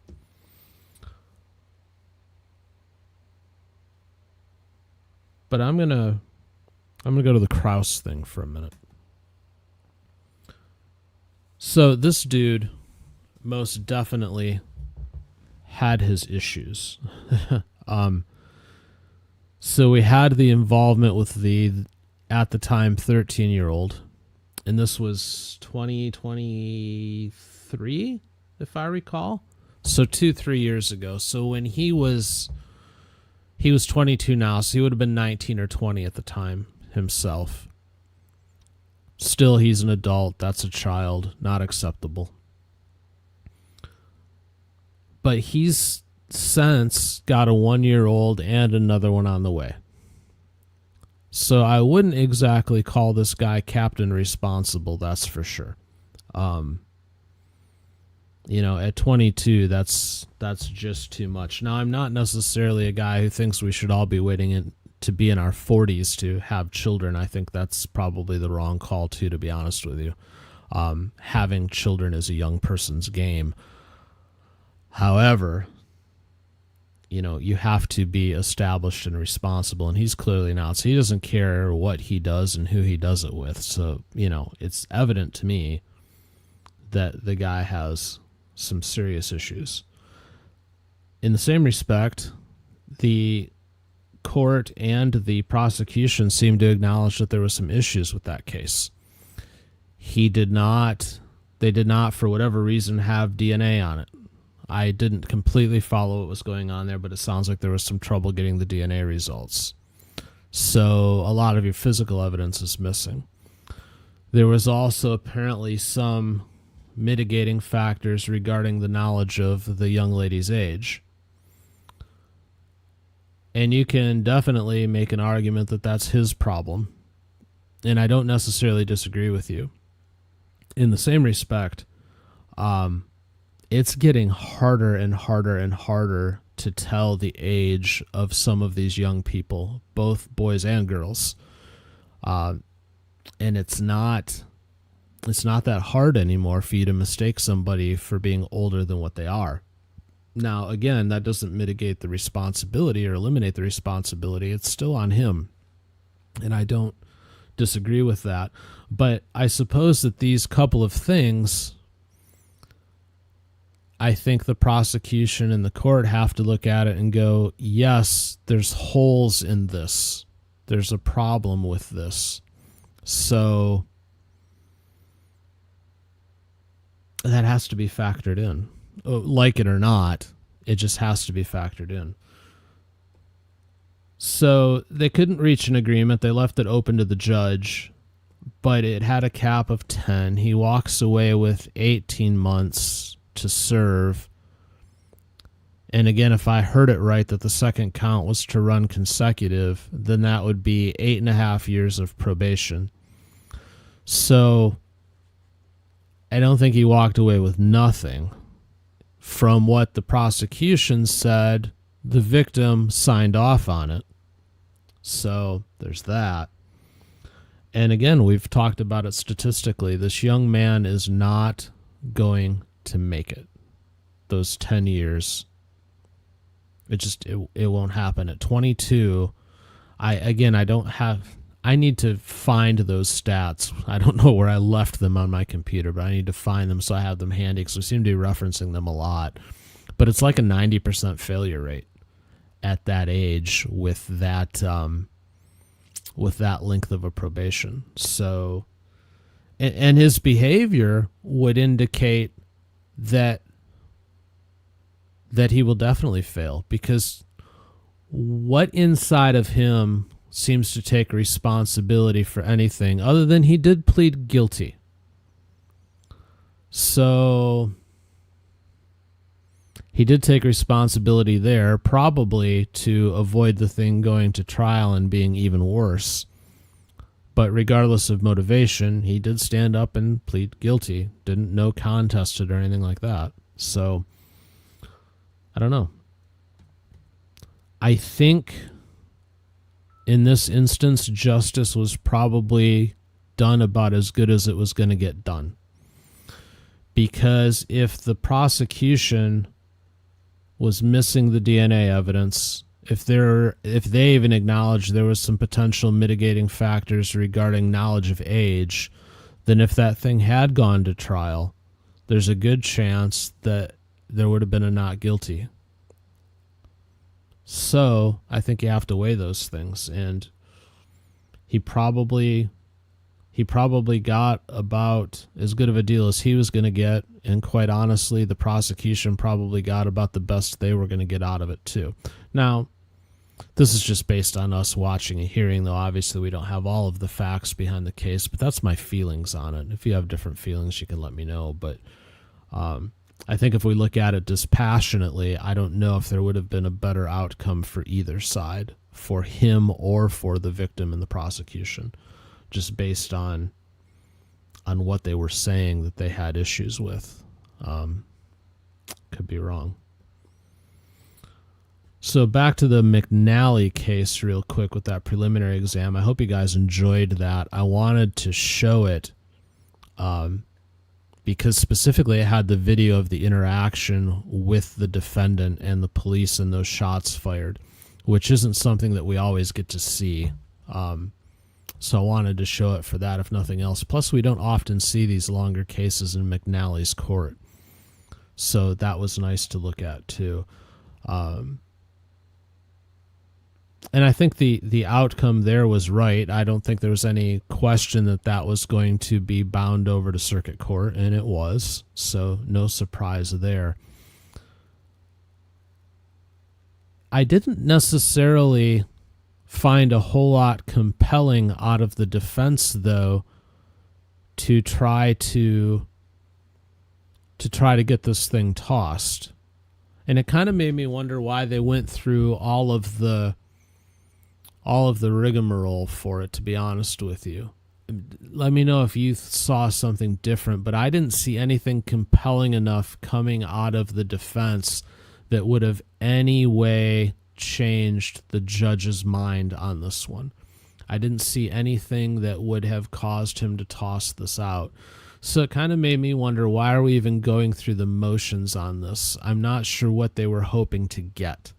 Unless they were hoping somebody would trip up on the facts. But even then, if you've got one witness, or even all the witnesses that are tripping up on facts, but you've got this compelling video, which you know they'd seen, where the officers are trying to get in through this one door. The guy comes around the corner. They confront him. He keeps coming out. Officers push him away. He comes back at him again, and then 4 shots are fired and 3 hit him. I don't know what more you need to get into circuit court and be bound over to there beyond that. So I'm really surprised that they didn't waive preliminary exam on that one. I can't, I've been thinking about it like the whole time, and I can't think of what the motivation was there that actually would have stuck, that actually would have worked. I would think you would be better off to save some of your questioning tricks and whatnot for trial at that point. Cause I don't know. I don't know what good it did. So I don't know. It was a good day in court, but a lot of things that were just kind of weird. Well, all that having been said, those are the things that I wanted to talk about, but seeing nobody lining up wanting to discuss them with me, I totally understand, but I don't see a point in rambling on for another 45 minutes with all of the points that I needed to make today already having been made. So I think we'll probably call it a day here. But I do hope you guys had fun. One programming note, we will not be here on Monday because, Michael's coming in. Okay. Well, anyways, programming note. We won't be here on Monday because Monday is MLK Day. So we will do a best of show that day. We will have programming for you. It'll just be a best of. And then on Tuesday, we'll be back live. So bear that in mind. Michael says he's having a tech issue. Maybe the defense attorney needed to show the defendant he should take a plea. Oh, interesting angle there, Kelp. That's one way to do it. Plus, I suppose, rack up his bill. But But yeah, beyond that, doesn't make a whole lot of sense to me. Oh, there's Michael. He said he had tech issues. Showing mercy on me, Michael? Daniel, good morning. No, I wanted to talk about this, but I was working on other stuff, and then and I was like, I'll hop on over here, but it was just going to take me a minute to get things set up. It's it's been five straight Mondays. It sure has. This week. This has been some week, man. I don't know. No, I actually had thoughts on all these cases. I was kind of doing various other things. The Anzalone thing, I didn't get to hear all of it, but kind of sounds like it went the way of all the other cases that we've seen, the fraud cases or the embezzlement or the monetary theft cases that we've seen in Michigan. It kind of sounded like it had that tone. This one stole from the PTO and what was the other thing? The Kiwanis Club or Kwanzaa Club or one of the clubs. I don't know. Yeah, but it was one of the So I don't know what it is about Michigan and that particular crime, and I get where you're coming from, or I get the argument of, hey, if they're in prison, they can't possibly pay it back. And then when they get out, what kind of job are they going to be able to reasonably get? But at some point, you have to weigh it out like, okay, maybe if it's $5,000, you kind of go, yeah, they could pay that back pretty quickly. It would be kind of silly to send them to any sort of lengthy prison sentence for that. But when it's, well, what was the one case we saw? It was like $300,000. Yeah. You know, this one was what, 40,000? 46. It was a pittance in comparison. Yeah. So, look, I get it. There's an argument to be made. Yeah. Depends on a lot of other mitigating circumstances or aggravating circumstances, I suppose. You know, how many, because I didn't hear this part, so I don't know what the defendant's prior record was. I don't know if this was like a regular thing or a one-off or... I don't think we heard a prior record with her. I don't think there was anything that was presented anyways. Not that I recall. Yeah, because I only heard part of it, so I don't know. So I would just have to assume that was sort of like, it was not, obviously it couldn't have been that big of a deal, because otherwise I don't know. Maybe Anzalone would have thrown the book at her, but I don't know. I'm not sure what throwing the book looks like in her court. Well, and you know what's weird is, it's funny that you bring this up too, because we have seen many cases in Anzalone's court of deadbeat dads.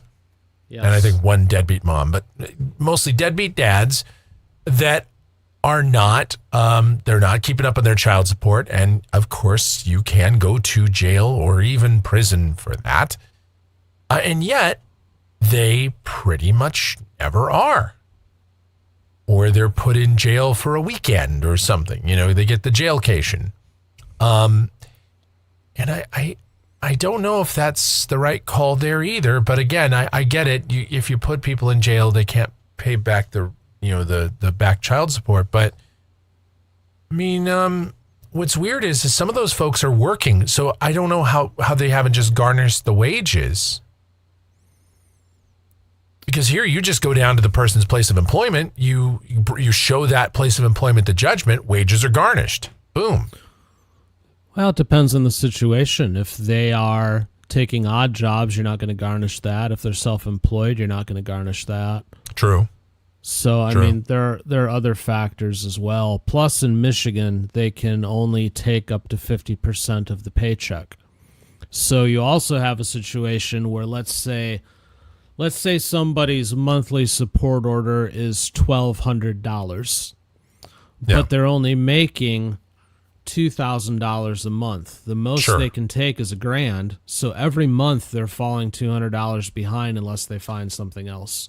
And in Michigan, you know, having been through their friend of the court system myself, because from the previous marriage, that's where all that was litigated. Right. I will say that the friend of the court is the friend of nobody. especially if you happen to be a male. Is that like a court-appointed advisor, or is it, or is it something else? Friend of the court? Yeah. Is that like a court-appointed advisor that both friend of the court parties have to pay into, or? No, it's a specific office in the state of Michigan that handles child support and family matters. So, they're a part of the court system, and you don't pay into it. It's just they're the ones that manage and referee all the child support and family matters stuff. But they are nobody's friend, and especially if you're male, to be honest with you, they just aren't. And they're not ones that want to work with you. So even if you go to them and say, hey, I had a pay reduction at work. My pay went down by X. It was either that or lose my job, so I can't make this support anymore. They'll tell you to figure it out rather than rerun your support number. Yeah. Yep. So makes sense. It's not an easy thing. So I guess my point was it's not hard to fall behind. True. Yeah. I get even that. with the best of intentions, and then the next thing you're just it's a felony. Right. And you're never going to catch up if you're falling further and further behind. And even if you are working and you're gainfully employed and you're making an effort, if the support order is too high. Now, I think in Arizona, the support orders are far too low in general. I mean, I won't get into specifics, but I might know somebody that makes over $100,000 a year and pays for their two children $300 a month or $380 a month in support. You might have told me about that person that you might know. Yes. And before that, by the way, they were paying $100 a month in support. $380 for two children. That's $190 per child. There's 30 on average, 30 days in a month. So what? Per child, you're paying about $6.33 a day per child. That doesn't even buy you the Starbucks. I was going to say, I mean, look, man, I don't know if in 1970 that would be a sufficient amount. So closer. Yeah. So, child support, family court, I'll tell you what, man, I don't know. Maybe this is a Mike and Dan show thing. Maybe this is a sidebar thing. Maybe this is just a whole separate channel thing. But I'm telling you, the family court system is so broken. We ought to just tear the whole damn thing down and rebuild it from scratch. Or people could just learn how to stay married. Well, and pick the right partner to start with. Well, yeah. Well, that's the other thing. So that leads beautifully into the case in Fulton County. All right. So here's a dude that has now he's about to be two kids, and I don't know if he's a 2x2 or 2x1. I don't know if he has two different baby. How many mamas. baby mamas? Yeah. I don't know if he's 2x2 or 2x1, but whatever it is. I'm guessing two that he knows of. Well, then there's that. I think he's got, and then of course now he's, what we didn't mention, or what maybe is obvious, of course, but it wasn't, specifically mentioned by you or whatever, but it is there, and that is that he also has to register. Yeah, good point. I think it's lifetime registry, although I don't know if Georgia has a time limit on it or not. Looking it up. And I don't know if it depends on the offense too, because some states there's a limit, some states there's not, some states it depends on the offense, so, but for the most part, you're on it for life. Now, okay, here's the answer to that. Okay. It is generally for life in the state of Georgia, especially for offenses against minors. However, there are legal pathways to get off of the registry. So it sounds like he is most likely on there for life, and he'd have to do the work to get off. Right. So there you go. Interesting. Interesting. Yeah, I wasn't 100% on that, but yeah, that's, well, so that is part of the punishment too. I know people always say, well, big deal, but it's something. And I'm generally in favor of it. It's definitely, it's a scarlet letter that you're always going to be wearing. Right. And, it's going to affect employment and everything else. So now, how many people actually look those things up? Just kind of on a lark. Sometimes I will look around my zip code or other areas to see who's on the registry, But I think most people don't have the time to do that. I don't think most people are going to bother to do that. We don't have like signs up on people's houses that say, hey, sex offender here. Or maybe they do in some places. But not in this country. I don't think we do that. Give it time. Yeah. It is an obstacle to good employment, though. That's for sure. It is. It is. And get a license for anything too. Yep. Yeah, you're not going to those be a crimes of moral anything. turpitude. Yeah. Unless maybe a professional driver like that guy in McNally's court, but well, might still be able to do yes. that. Of course. So that was sort of a wild case. I don't agree with the sentence, and I don't agree that justice was done there. I think it's pretty obvious. I think everyone in the chat pretty much universally agreed that was just a terrible. Now I know 8.5 years of probation. Dude is definitely going to go back into jail/prison at some point. I sure hope it's not for another sex crime, though. But there's very little chance that he's going to make it. Actually, he'll probably go in for child support. Well, there's that, because he's got 2 already, and he's 21? 2 already, 20? he's 22, and he's going to struggle for good employment. Yeah. Oof. Oh, boy.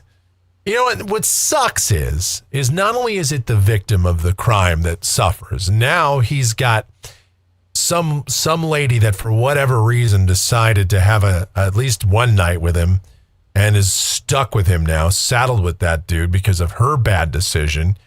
Then you have 2 more innocent children so far that are going to be involved in this. Oh, and that was the other part of that case that really got under my skin was the judge is like, oh, no, he can be around his own children. And somewhere Judge Boyd is taking off her glasses. She's because that is something that at least Judge Boyd's court and some of the other courts, especially in Texas, they do not allow you to be around minors, even your own kids, at least for a time when you have been charged with any sort of crime against another child.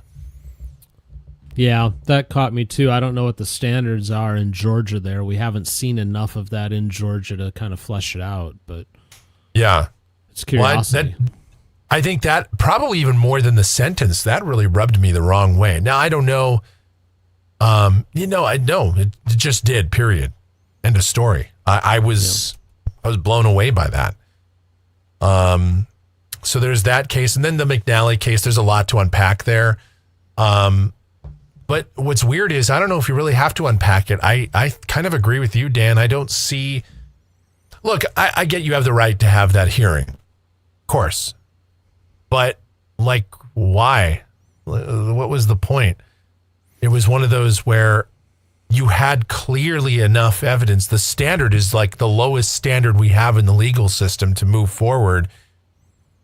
Your attorney, I don't know. What did the attorney think? Maybe there'd be some crazy COVID that would come around and these officers would not be able to show up. There'd be some sort of mass hysteria someplace. Maybe protesters would block the way into the courtroom. Nobody'd be able to get there that day. Maybe a snow day. I don't know what he was thinking. I don't either. Now, there was a point in them doing it from I was able to show it standpoint, and I thought it was good court. Oh, I did and too. I liked the fact that we got to see that video. But yes, but yeah, I was thinking about it the whole time. It's like, what's the play here? What are they going to get out of this? And nothing. Right. Content standpoint, great. Justice standpoint, kind of pointless. Kind of wasted the court's time. And McNally really, once he was interrupted by, crazy person there. He had to do that quick little kind of intermission.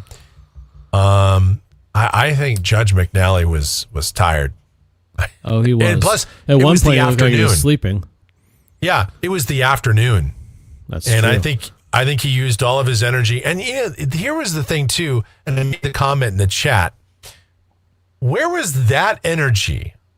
Maybe not quite that intensity, but where was somewhere near that intensity with Horderman? Well, I think we nailed it last night. I think he's got a soft spot for him, probably because of his age. And I get Horderman wasn't directly disrespectful to McNally, yes sir, no sir. He was behaved in court, unlike this lady who she was going to play by her own rules. She thought she was just talking to the neighbor down the street, and she could just speak however she wanted, whenever she wanted, and say whatever she wanted to say, and argue with the other litigants and the other people that were on there. And that's just not what you do. Yeah. So that's why I think McNally, lost his temper with it, and as he should. I mean, I'm surprised he didn't just shut it down right there and just tell her, have a good weekend, ma'am, and just basically, or hit her with contempt. Yeah. But no, it's a good point. I don't know. He's weird sometimes. He does things that I love. Don't necessarily again, predict. He's one of my top 5. I mean, I love Judge McNally. When I guest host, it's usually the first place I go, because he's very, he's reliable, and I like a lot of what he does, and he's efficient in a lot of ways. But sometimes I do shake my head at some of it. Because you never know what's going to set him off either. So that was fun. And then, so then there was that. And then, I guess the other big, story of the day, or the big, case outside of Dungeon Court, of course. And by the way, Dan, we're going to have a Friday. We're going to actually have 2 Friday the 13th. So we're going to back to back. We're going to have, Friday the 13th Dungeon Court special. Extra spooky. That's a good point. Yeah. So I just thought of something, swinging back to the preliminary exam. Yes. The one motivation I could see was for him to test poking holes in that video. Okay. But I don't know that I don't know that he did poke holes in it, but I could see that as a motivation. Like, let's test out some arguments against that video in real time. That could be a motivation to do that preliminary exam. Because that video is the damning piece. Yes. Well, and the part that I don't think you mentioned it, Dan, he didn't just come at he had picked up a hatchet. Yeah. So he had a deadly weapon. I mean, to me, even without the video, it would certainly have been enough to bind it over. I don't think. Oh yeah. I don't think you needed that video. I don't know. There was a lot of mental notes I was making during that case. First of all, here's, the kid is 29 years old and living with dad, and there's a lot that can be said there. And dad is an alcoholic. I mean, he's drinking like a 12-pack at a time. Now, granted, it's Bud Light, which is like, I think I said in the chat, like 1.5 actual beers, but, but still, you're drinking that much beer. And by the way, beer is not cheap anymore. It is not. Even crappy beer like Bud Light. And I am not a big drinker anymore. I'm just not. But I bought a 6-pack of beer last week, So far, I've had one. So big drinker that I am. It was like $16. Yeah. No, I don't buy Bud or Miller Lite, but $16 for a 6-pack. Man, it's old guy talk. Sorry, hold on. When I was a boy, when I was 21 years old or younger, I mean, let's face it, we sometimes bought a little beer. We knew the store to go to buy beer because they wouldn't card you. You'd buy statute of limitations up. You could buy, I could buy even quality beer. I could buy probably 3 times that much for $16. I was blown away because I haven't bought beer in a long time, other than like at a restaurant, I'll get beer. And of course it's inflated there because it's a restaurant, but I have not, I was blown away by that cost. But anyway, dude is sitting with dear old dad there, and then he's getting into these arguments with him. And I'm like, why are you living there? If maybe you care about your dad, or I don't know, but it sounds like this was like a regular thing. Yeah. And I'm not saying he deserved to get into a fight with his dad, or I'm not saying that, this was something that, the one of the victims of this sort of brought on. I'm not suggesting that, but I am saying it's weird. Like that, there was a lot of like strange stuff all over the place in that case. No, I agree. If the leader of the household, if the father is drunk off his rear end most of the time, then it's probably an indicator that the rest of the household is not in a great place either. So, the whole thing is just going to be messy. And coming around the corner with a hatchet with police in your house is never a good idea. But dude is lucky that he didn't get killed. Yeah, the 4th shot probably ricocheted off the hatchet or something. Probably. Surprise me. That was a case that, again, from a content standpoint, I don't want to put it down. From a content standpoint, yes, fascinating. But I don't know if necessarily it was, the best use of the court's time. But then again, that's why we watch TCF. Sometimes you see stuff like that. Well, and it's not up to the judge to decide either. I mean, to decide the outcome of it, but it's not up to him to decide whether or not there's going to be a preliminary exam. It is that man's right. So right, if he wants absolutely. It. Well, and isn't that kind of what we run into sometimes with these cases? Is just like there are times where somebody is why would they even take a case to trial? Like it's obvious even in the discovery, it's obvious even from the point of from probable cause and preliminary exam all the way through the plea negotiation and all that taking it to trial is just a waste. Of course, it's their right to do so. And, sometimes it makes for very fascinating trials, but, I look at all these cases that we've seen over the years, the high profile cases, like some of them, it's just very obvious. But I guess, you know what they say, Dan, you miss 100% of the shots you don't take. And every once in a while, you might just get a really stupid jury. I mean, we all knew O.J. Simpson was guilty. And what happened there? That's true. Yeah, it's true. I was just thinking about cases where we've seen like preliminary exams and we shake our heads and go, this is pointless. And the one that just came to mind, if you'll recall it, was Simpson's court, the pastor's son with however many tens of charges for child stuff. Oh, yes. Where they read out everyone. Wasn't it like 63? That 63 sounds right. And he how long ago was that? Yeah. He made the judge read out every single charge. If you'll recall that. That was not a good day for Judge Simpson. It was not a good day for anybody. It was not.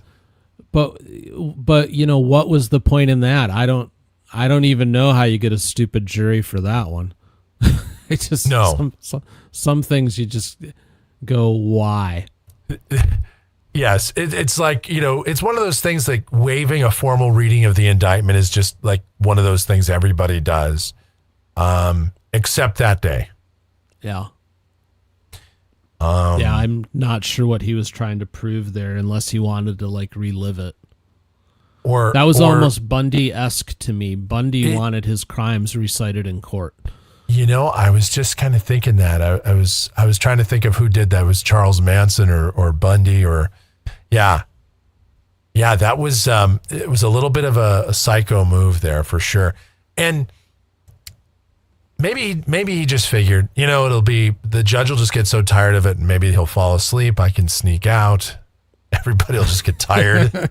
It'll just, well, I don't think anybody's sneaking past Mr. Allen, but okay. Yeah. Oh my gosh. Yeah. So I don't know these preliminary hearings again. They are fascinating. We saw some great ones in Judge Fleischer's court. We've seen them we've seen them all over the place, but yeah, that one was just, again, a lot of hair pulling, but we always find out fascinating things or little things we can nitpick. And that's, again, from a content standpoint, beautiful. Yeah. Well, that's what we're here. That's why we're here. We all enjoy this stuff. Yeah. So I don't know, Dan, I thought overall this was a very strange week, yes, but a good week. But from a content standpoint, it was a good week. We got to see all sorts of stuff. The Louisiana board, a lot of fascinating things going on there. So I don't know. I think overall it was a win of a week. Just kind of a lot of weird landmines to dodge. There was something else I wanted to mention on today's, but I was even going to write it down, but I don't remember. I thought I went through everything. We had the Anzalone, we had the Judge Krause, McNally. Those are the ones I had notes on. Yeah, I don't think I had anything. Maybe that was it. I thought there was something else I wanted to get to, but there you go, Dan. That was the week. There you go.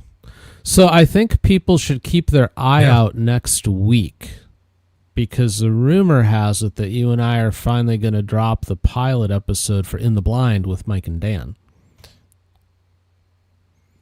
Yes. And that will be something. That was what I was going to bring up too. There you go.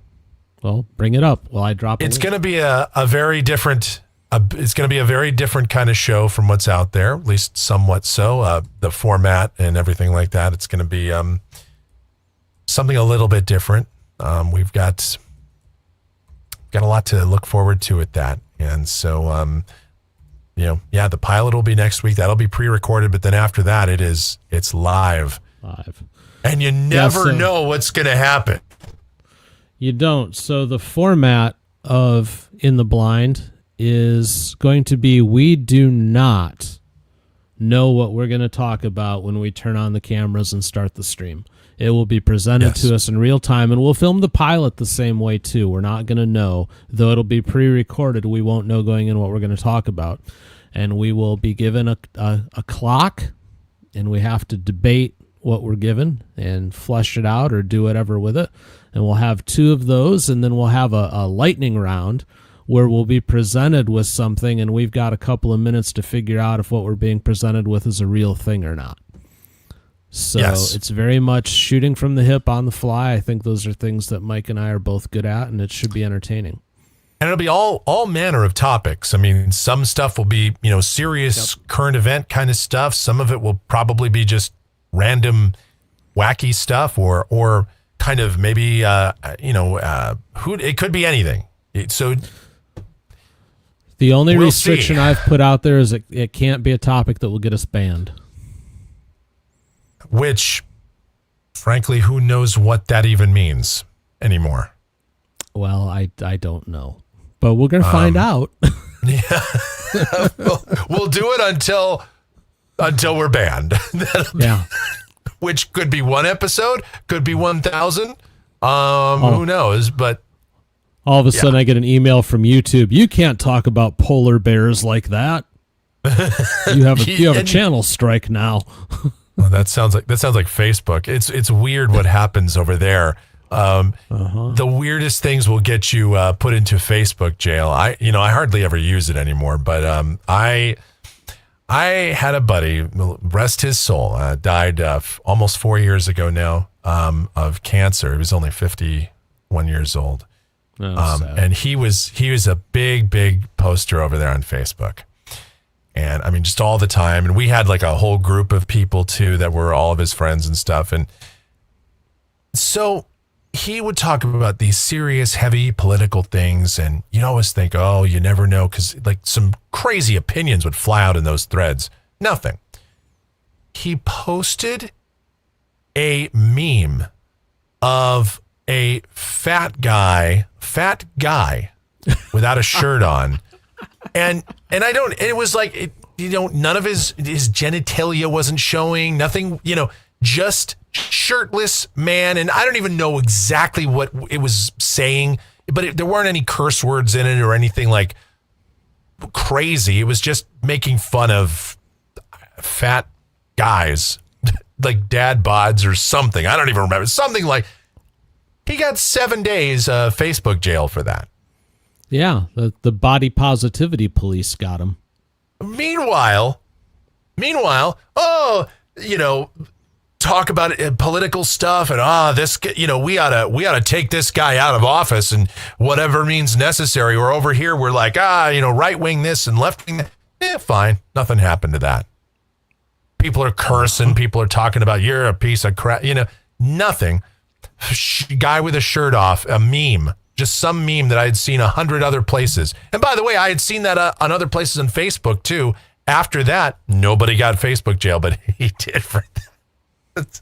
So that's what I'm afraid of with YouTube, but who knows? I mean, the way it's going, but that'll be fun. Until we're banned, it'll be a fun show. And I will enjoy the ride. I'm looking as all of you should too. There you go. All right. Thank you, Michael. Yes, Dan. And as always, see you live again, I'm sure, on Tuesday because we have Sidebar. Oh, yes.